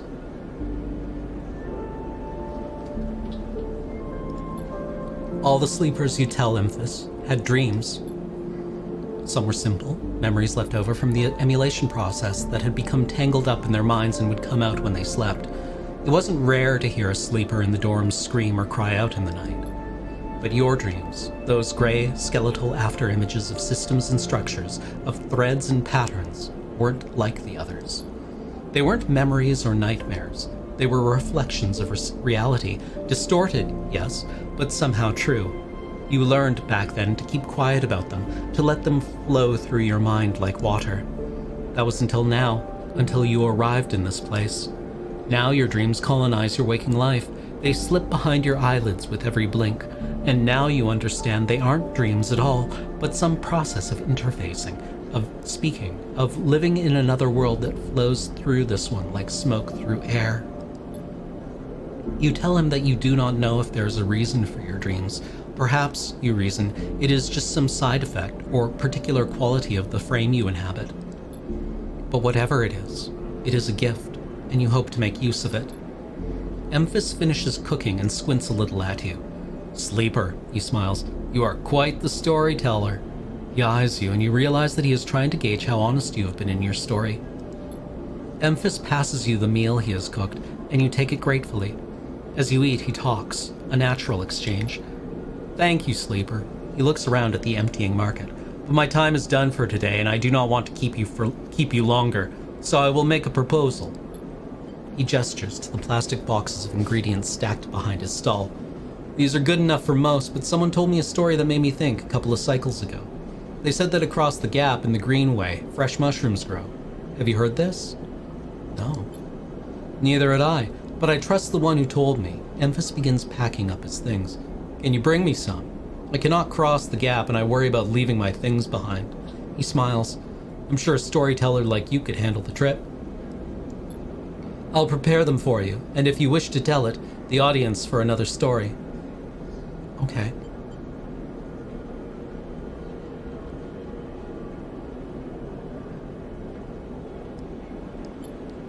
Good, booms Emphas. Then I will wait for you to bring them. Emphas slides his walk away and straightens up. I'll prepare a recipe then, Sleeper. Good luck with your foraging. You turn away and walk back into the main market, the rich taste of Emphas's food still lingering in your mouth. Stories for food, you think. A trade that seems more than fair.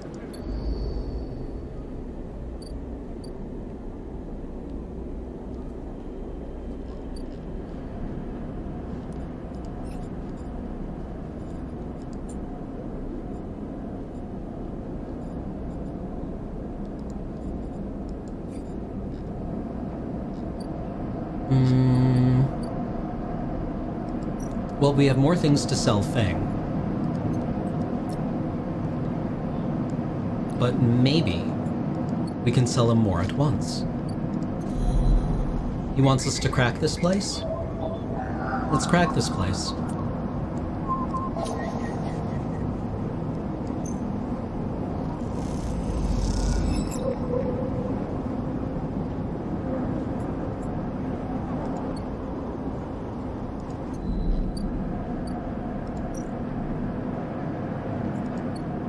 Yeah, there is a trader at the dock, but like...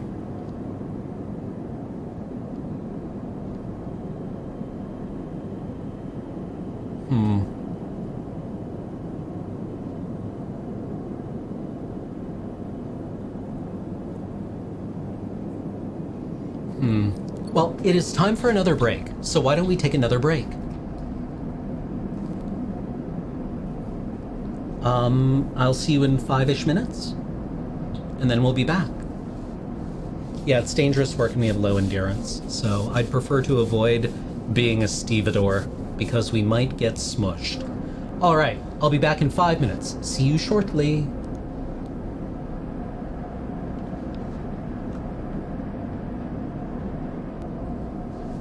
Hello, I return.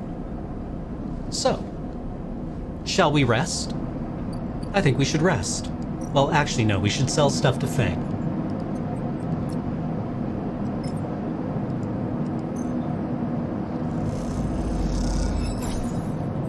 We got all kinds of stuff that Fang wants.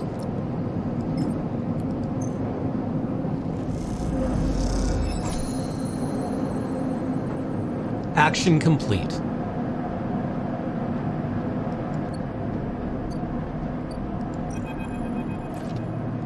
As you enter the bay, Fang is nowhere to be seen. The banks of servers and machines blink out of the dark in staccato rhythms, unseeing eyes of the station's digital ghosts.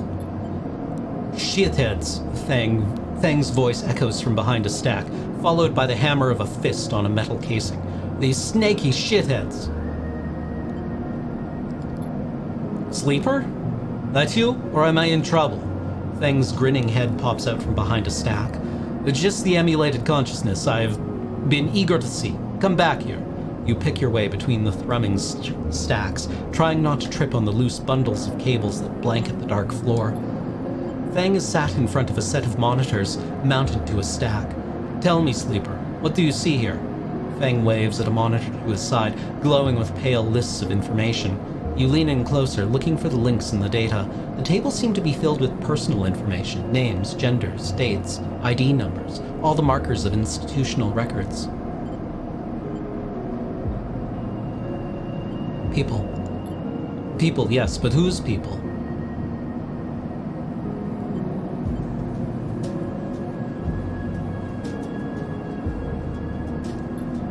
Bingo! He taps at the terminal. I pulled these from the old data you brought in, all employees of the Eye's original owners.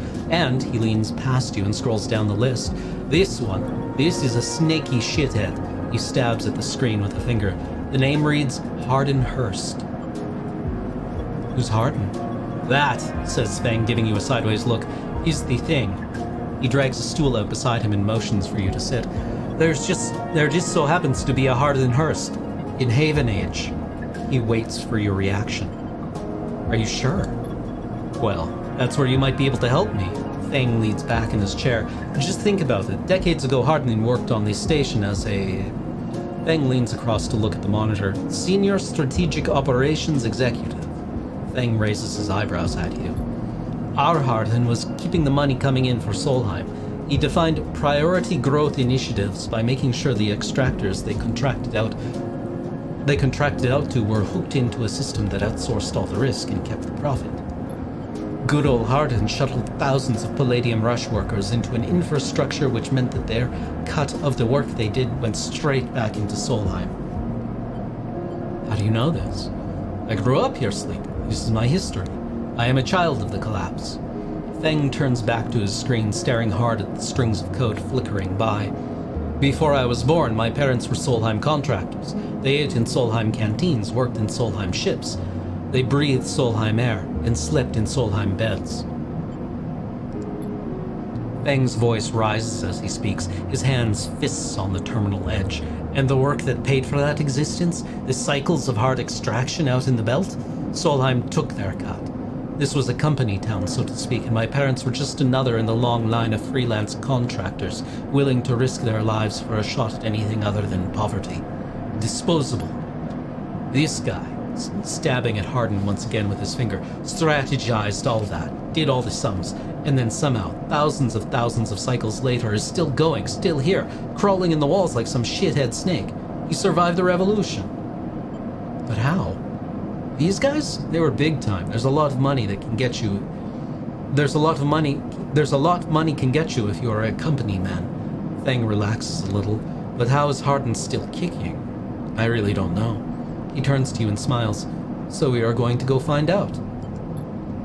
Hardin is now a big shot in the shipyards, just a few degrees back around the eye from here. Thang brings up a map of the lower eye. Haven Age might be born out of Erlin's revolutionary zeal, but a flat hierarchy it is not. Hardin happened to float to the top. Thang zooms in on the far yards. Thang grimaces. The thing is, I don't have access to those systems. The shipyard crew is pretty paranoid, and they don't like anyone from systems digging around in their stuff. Plus, we need more than just the name of a Solheim executive. We need proof. Thang holds up a thumbnail-sized drive. That's where this little creation of mine comes in. I call it a ripper worm. He turns the drive between his fingers. It'll rip through any digital storage and spin out like a silken thread of filtered data. This one is set on the scent of Hardin Hurst. He hands it over. Getting into the compound might be tricky. Thang puts a hand on your shoulder, but you, however, have a particular knack for remote access. Thang grins. If you can't extract yourself a Haven Age cipher from a Haven Age agent, sometimes they carry them among their data caches and you can crack open the compound's network and slot the worm in through any open port. You never even need to go near the shipyards. So what do you say? Up for it? Hell yeah. I knew it. I knew you'd be happy to catch this snake. And don't worry, once we nail this guy, I'll start working on that tracker of yours. I haven't forgotten. Thang scratches at his chin. Anything the worm gets, it'll send back here to me. There's something wrong here, and I aim to get to the rotten core of it. You leave Thang digging through data among the wires and machines of the old station. As you walk out, you try to imagine the Eye as it once was, a vast machine running smooth and strong, directed by people like Hardin. A vast, Solheim-built machine into which thousands poured from the surrogate systems, looking for a new life. The hope of a better future, engineered to line someone else's pockets. It's an idea you are intimately familiar with. You think of Hardin, still alive, still part of this place, and wonder if the past is ever truly past.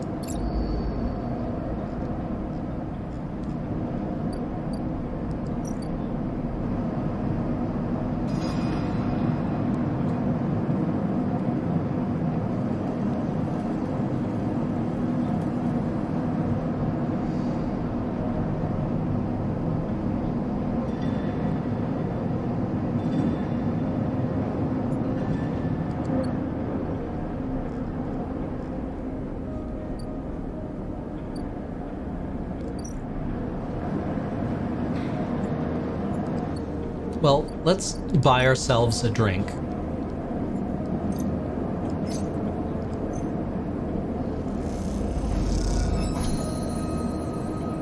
We're an Overlook regular. The glass shatters on the steel bar beside you, and the taunts don't take long to follow. "Hey, Haunt!" the spacer calls across the low room. "What are you doing here?" He laughs at his own lame joke. "Playing human?" You hunch a little further, staring at the hundreds of tiny impact points that scar the bar's surface. Ooh, that's very Neuromancer.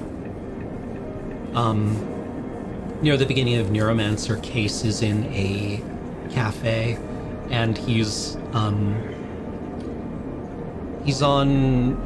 dextromorphin. He's on some kind of methamphetamine, and he in the cafe he focuses on the tiny little scratches across the surface of the table, thinking of the millions of impacts required to create a surface like that. It's just this wonderful little detail. A hand falls on your shoulder, but as you flinch away, it pats reassuringly. You freeze in place. "Out!" The voice comes from behind you, spat out like a shot. You turn to see bright eyes, dark hair, a stare that could breach the wall and vent you all into hard vacuum. As you turn back to the spacer, the second glass comes sailing through the air. You reach up a hand and the glass shatters across your forearm, showering you in fragments. Through the haze of glass and girol vapor, you see Tala leap the bar and close the distance to the spacer. The thud as he slams into the wall echoes around the bar like thunder. Now flanked by other figures, quick to their feet, Tala throws the spacer out through the door and stands silhouetted against the rotunda lights. You touch your arm and it feels wet. Someone helps you to your feet and back onto your stool. Broken glass rattles as it is cleared, and a fresh measure of girol is glugged out in front of you. That same hand, warm, heavy, falls on your shoulder once more. "He isn't coming back. We don't tolerate that kind of shit here." Tala flops onto the stool beside you. "Let's get a look at you." Tala wipes the powdered glass from around the wound, and someone places a bottle of alcohol and a metal tin with tweezers on the bar. She disinfects them and then turns to you. "That was an ambitious catch," she smiles, pulling a sliver of glass from your forearm. "Stupid, but ambitious." You don't feel the pain, only the sting of status messages as your body delivers concerning dermal damage in exposed structures. You do feel the care, though, as Tala's bright eyes search your thick synthetic skin for splinters. Tala works with the skill of someone who has had to pick glass splinters from the skin of a stranger before. She hones in on each bright shard, all the time tapping the tweezer tips in little rhythms that only she can follow. Tala smiles to herself. "So, you been on the eye long?" "Long enough." "Hey, you don't need to act tough with me." A splinter clinks into the tin. Not everyone's like that idiot. We don't all hate you." She glances around you. Some of the regulars, maybe they fear you, but maybe they're just curious. I don't know. But I do know that the Overlook is a safe place. "I know what it's like to be new in this place. Trust me." She meets your eye. "I'm not trying to convince you of anything or separate you from your chits. I just want you to know that if you need somewhere, you can always come here. I know the rations we've got aren't much, and the company is," she leans in, "limited. But if you need work, I'll happily put you behind the bar, and if you need shelter, well, we can discuss that. You'll be safe. I usually have Francis on the door, but he's up in the Greenway this cycle, haggling with our supplier. Francis tends to be particular about what we serve, even if the clientele isn't." She places her tweezers in the tin with a clink. "That's you, Sleeper. Here." She slides the glass of girol to you. "This'll help." She stops, her hands still on the glass. "Wait, does this help? I mean, can you get drunk?" "No idea." She laughs. "Well, keep trying. I'll let you know if I see any difference." She walks back around the bar, gathering the glasses as she does, and before long is retelling how she threw that spacer out to a new group that just wandered in, complete with dramatic actions. She gestures in your direction and you instinctively look away, back to the worn surface of the bar. You take a sip of the girol. The earthy fungal tones fill your senses, almost blocking out sight and sound, like diving headfirst into a bog. You may not be able to get drunk, but this connection to something grown, something fermented, something old, feels good.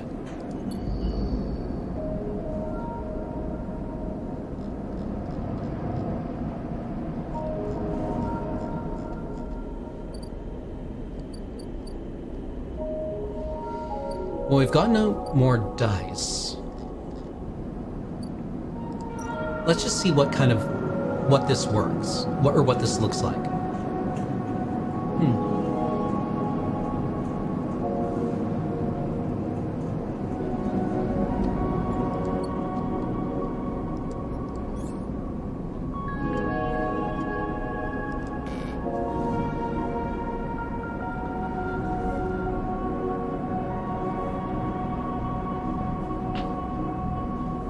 Interesting. So we have ways to make money with each kind of, with each skill. Build a ship mine.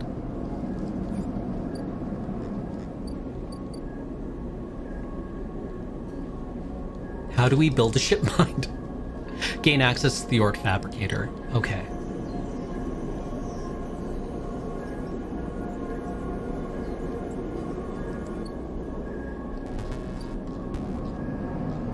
Alright, let's hunker down for the night? For the cycle. But right now, everything's coming up sleeper.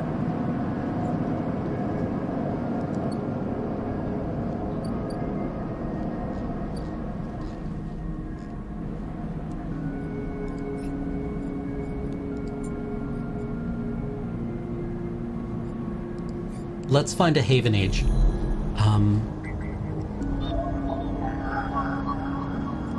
We need to find a Haven Age cipher. Well, there's a Haven Age agent. We can use a 2 or a 3. Man! Really?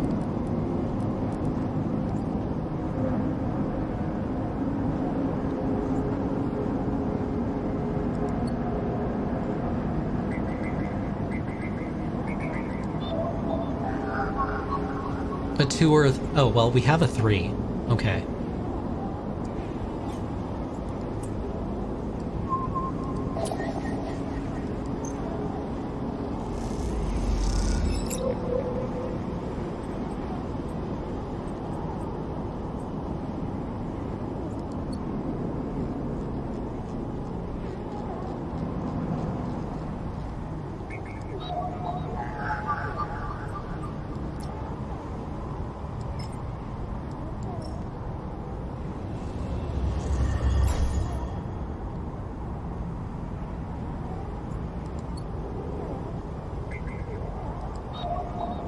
Two, huh?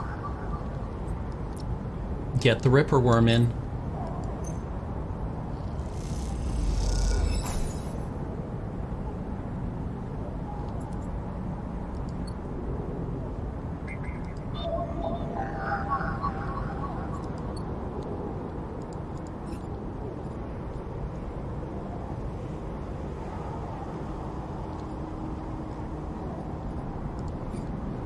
I mean, this is the shipyard, right?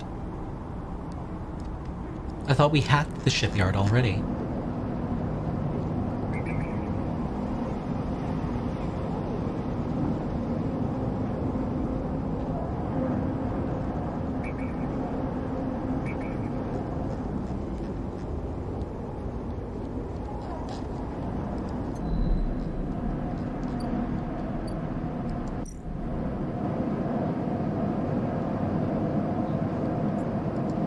Well, the hunter is here.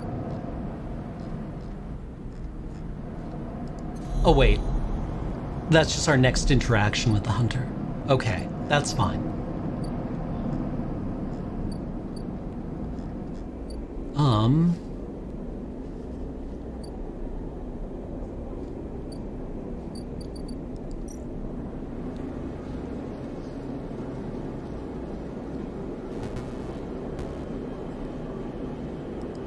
Okay. Where do we get the Girol fricassee?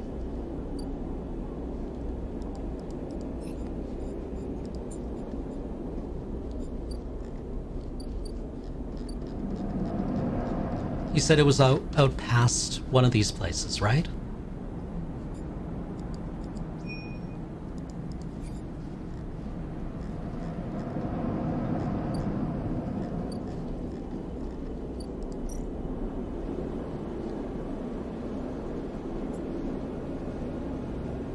past the gap. I don't know where the gap is.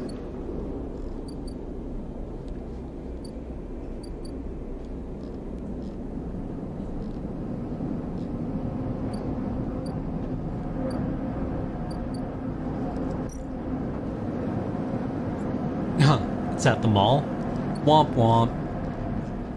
Okay. Let's get trusted in the Ortis exchange. Oh wait, keep going right? Oh, I just don't have access to it? Okay. I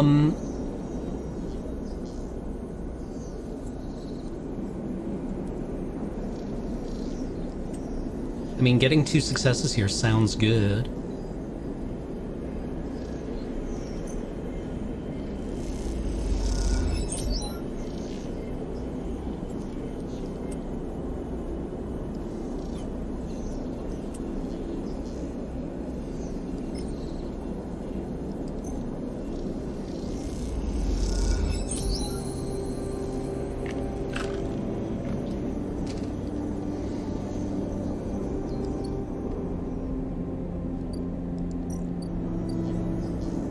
Ship mines cannot be built from scratch, but if you have enough, salvage fragments can be reassembled with a fabricator.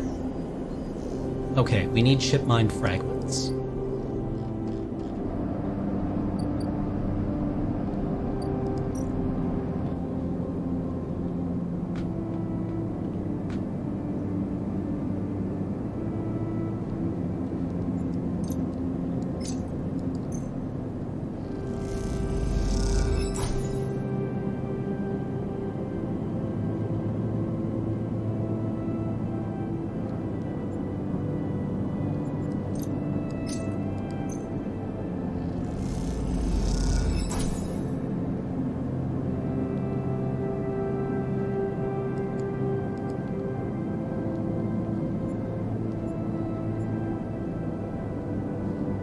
Yeah, we can afford our insulin.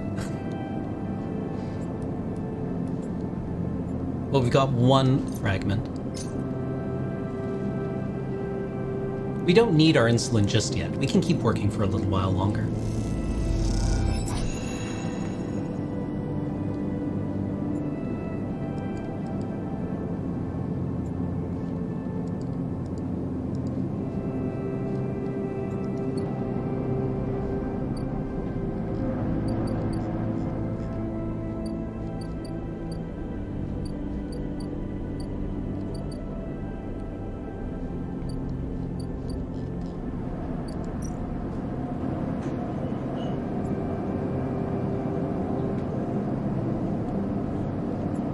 We should probably help Dragos.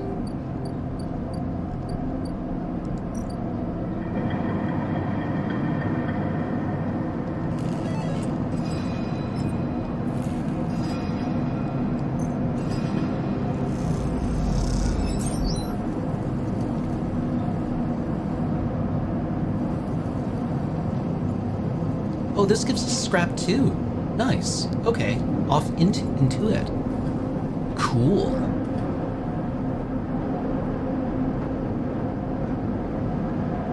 Yard clearance.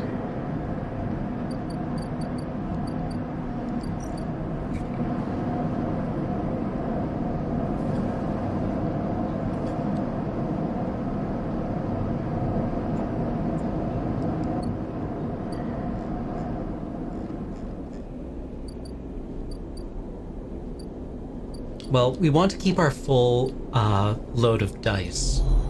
So, is there any way we can burn a 1?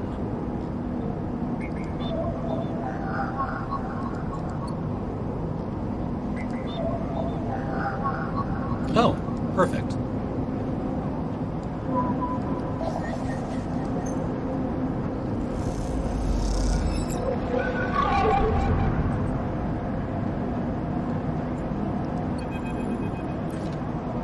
A glimmer in the dark catches your eye as the orb of Hunter's head appears in the distance.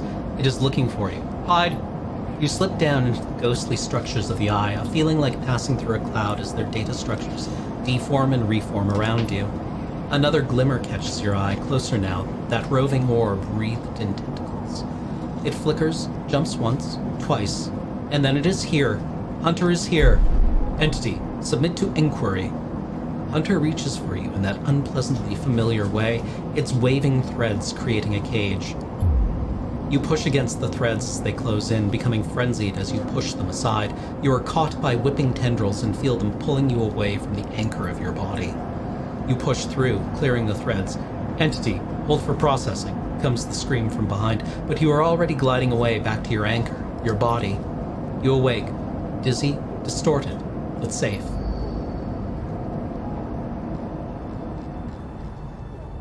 Oof. That did take a chunk out of us.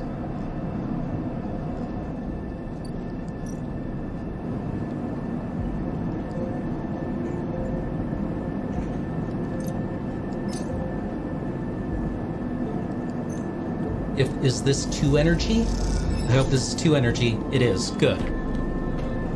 Yeah, getting dump shocked. Ugh, smells like bacon. Okay.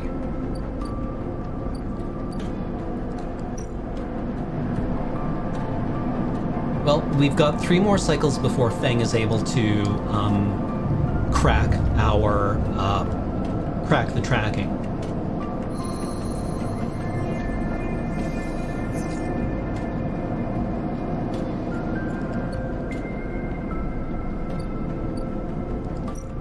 Let's work for Dragos.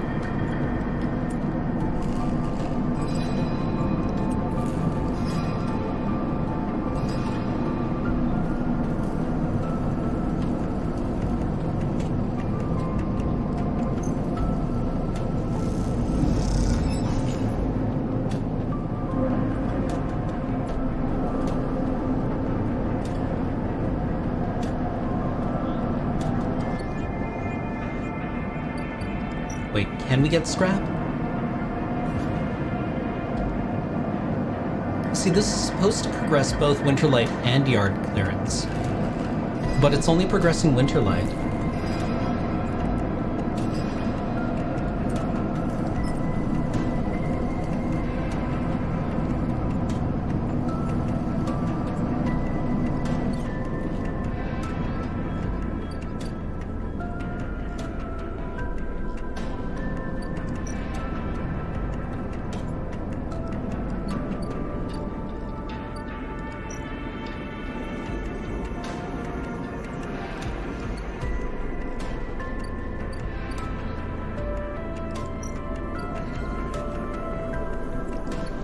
Okay, we need ship mined fragments.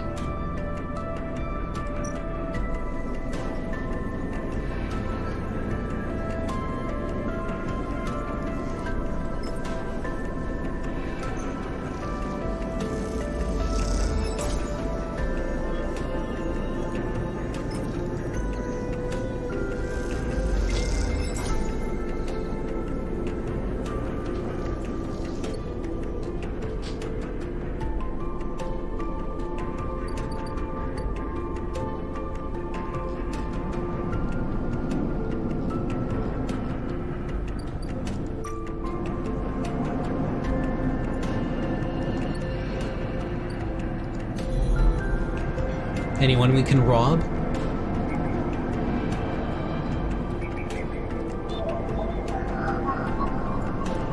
I like using a 2 here.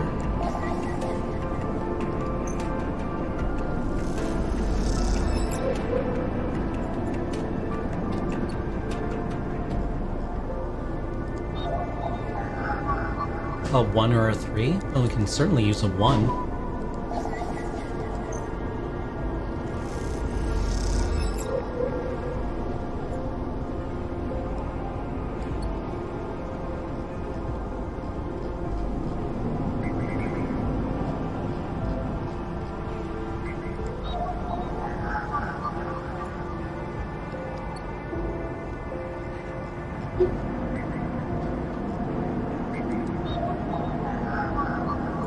A 2 or a 3?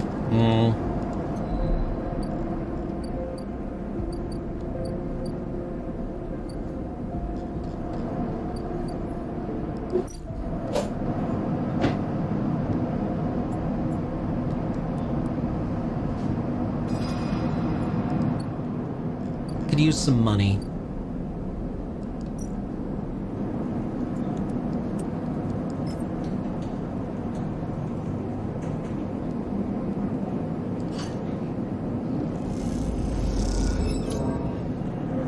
Oof.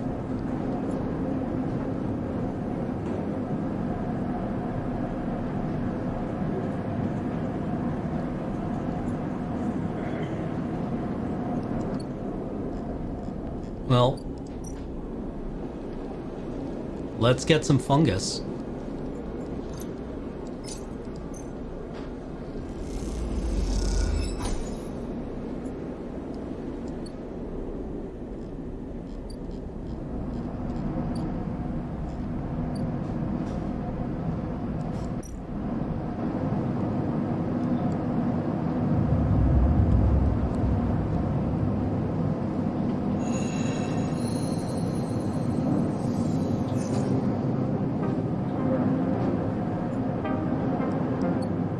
Two ones, huh? Brutal.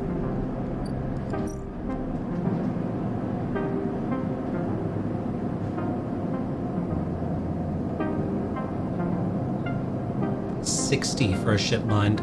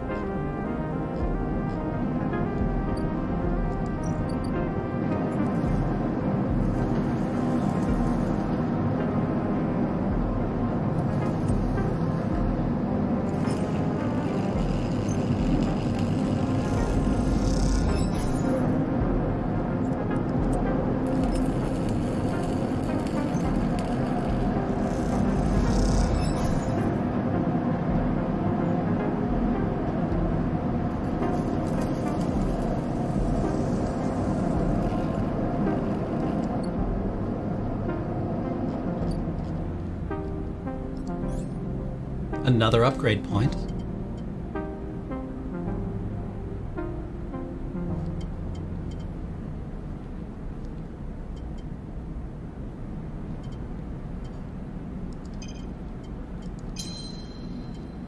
Probably should have done that before we rolled those dice.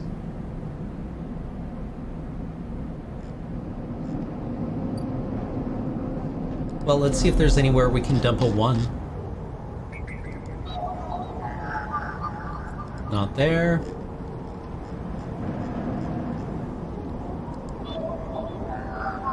Not there.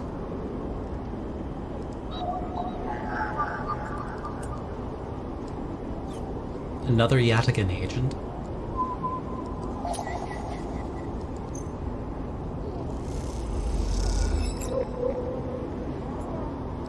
It's free real estate.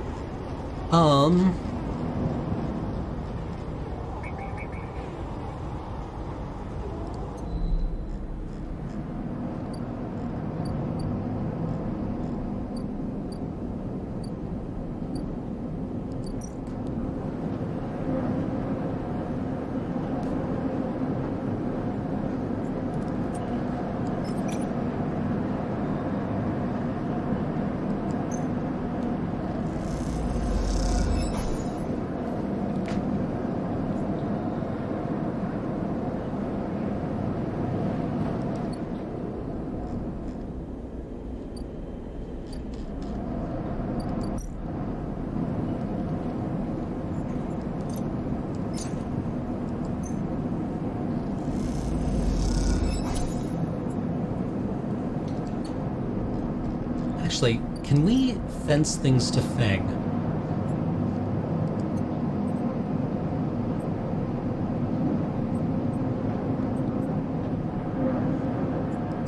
We have a lot of, keys that I'm not sure what to do with.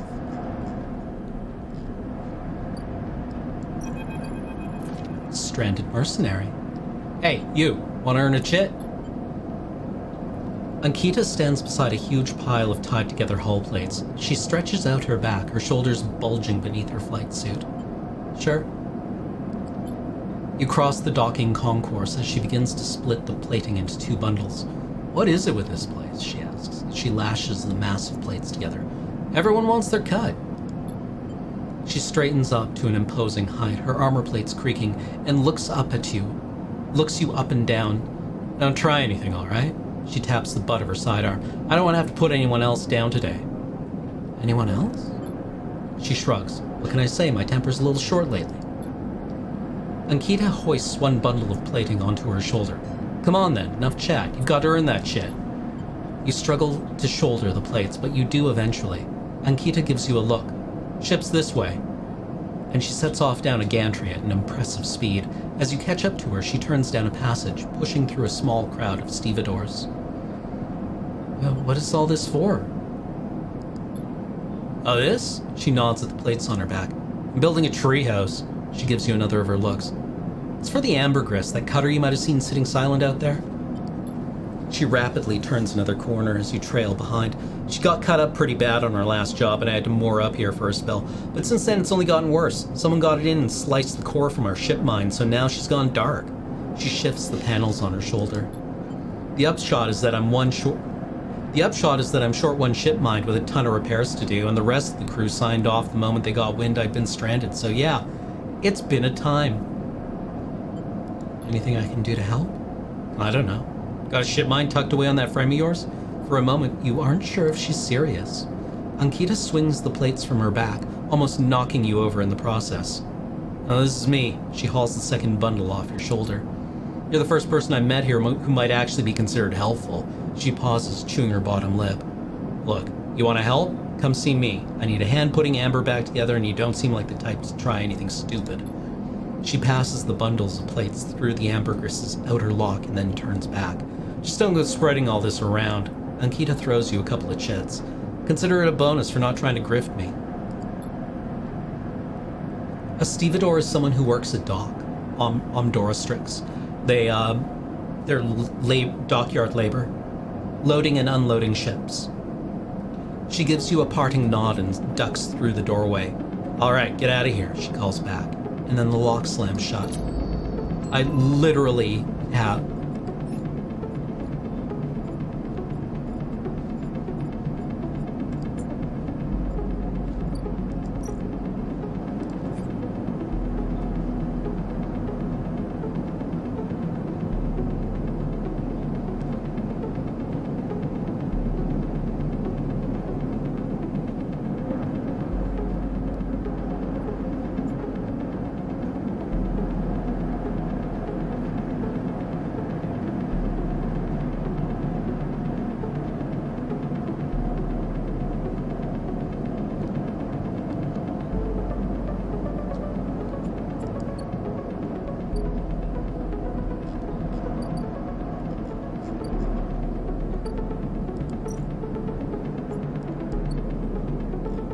Well, we are real short of money.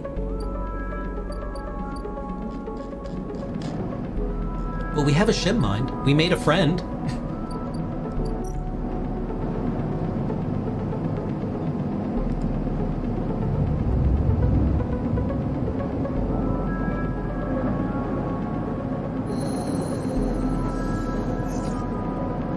Oof.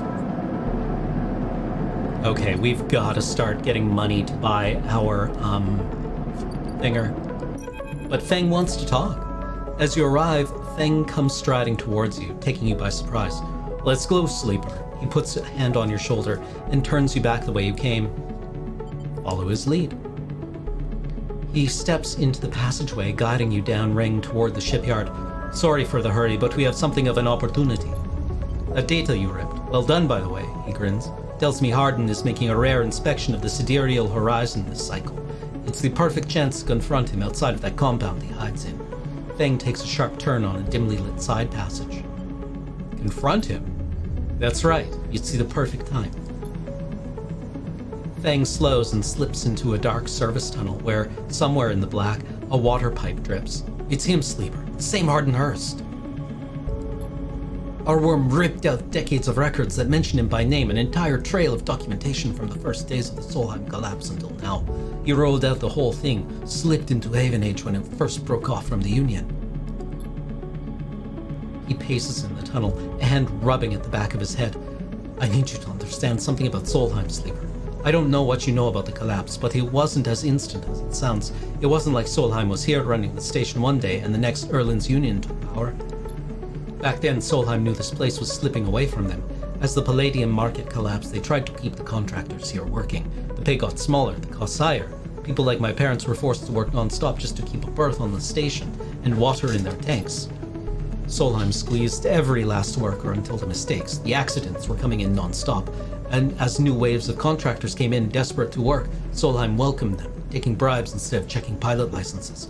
The whole time Solheim was folding up, dragged into court cases in the central systems, while this severed limb of a station still desperately tried to take all it could. The riots came after the collision at Dock 2. A young pilot, his MEV overloaded with palladium, miscalculated his trajectory and took out a section of the ring. Hundreds died, thousands panicked. My parents told me people were terrified and the blame fell squarely on Solheim. People liked to tell stories about Erlin, how he brought the factions together, spoke to the crowds, turfed out Solheim. Maybe that's true, but my mother, pregnant with me, locked herself in their MEV and welded it to the dock while my father joined the improvised crews trying to seal up the ragged edges of the gap. He never came back. Fang pauses in the dark. They sealed it up though, and by the time they did, Solheim was gone, abandoning every one of us to the black. Apart, Fang finally turns back to you now, his eyes burning, from shits like Harden. Shits who held their place, rolled it out, and slipped into the new structure like nothing had changed, standing shoulder to shoulder with those they had exploited at every step. Fang starts walking again. That's why I can't just let him strut about the shipyard. This time his past catches up with him. We should think about this. Feel free. But I'm going now.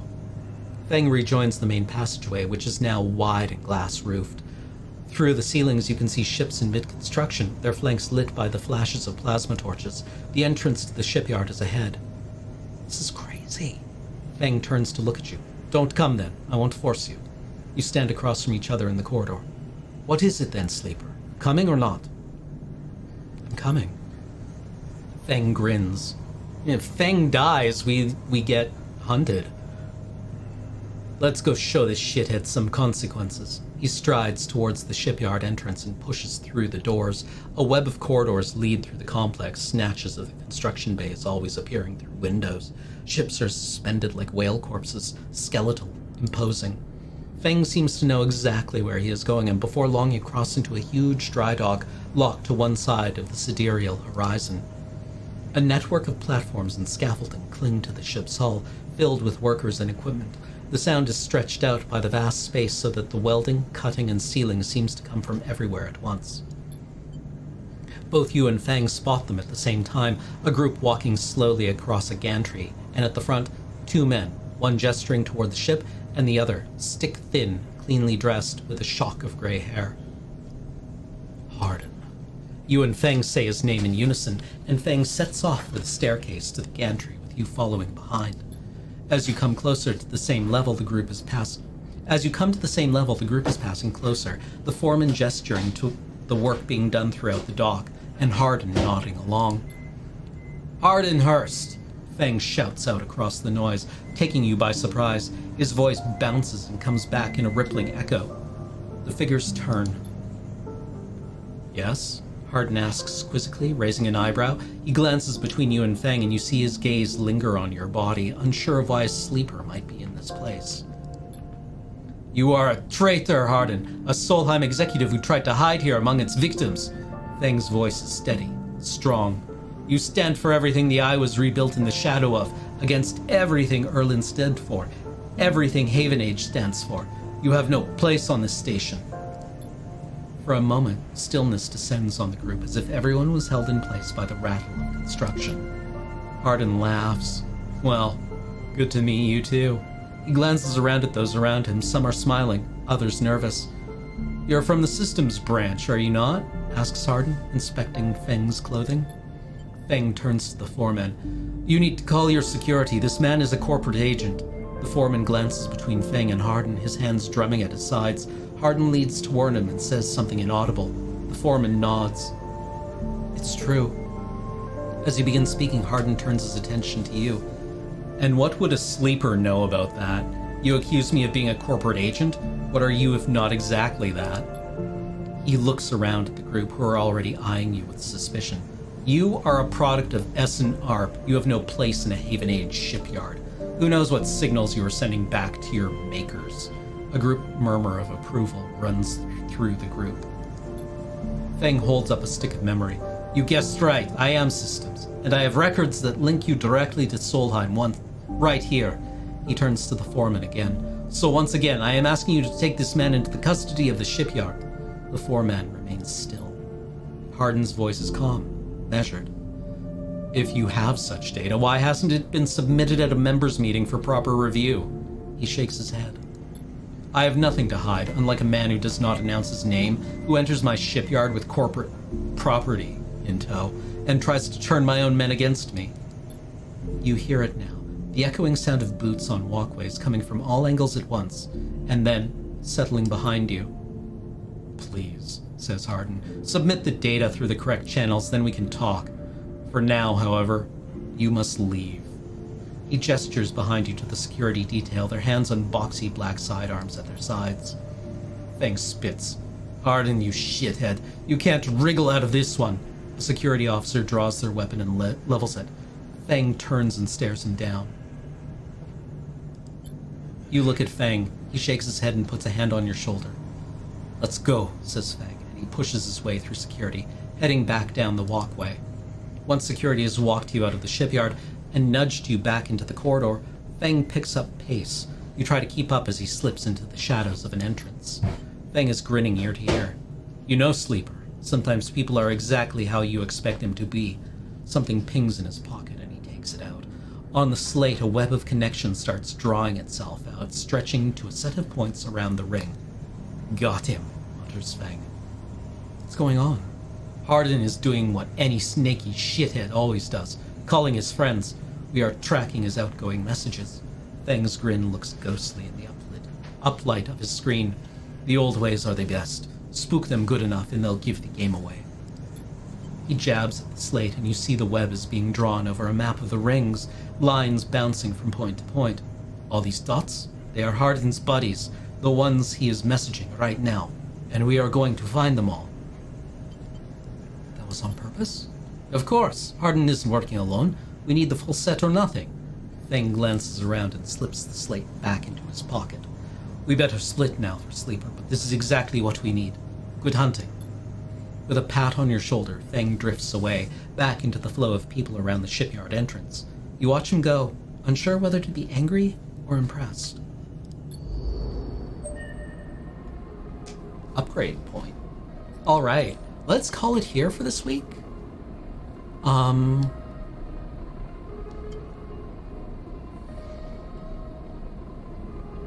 And we'll be back next week with more Citizen Sleeper on Talking Sim. This game is super cool and I like it a lot.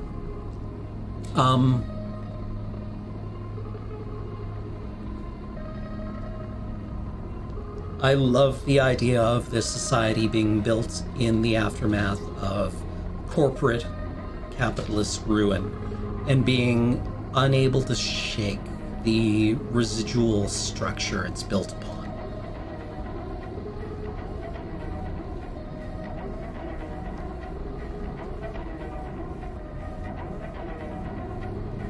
I've wanted to stream this for a long time. I'm really glad I get to do it now.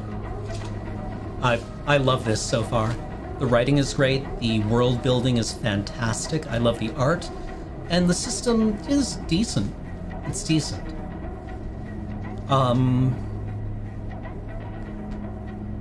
Alright, we'll have more thoughts on it next week. Toodles, everyone.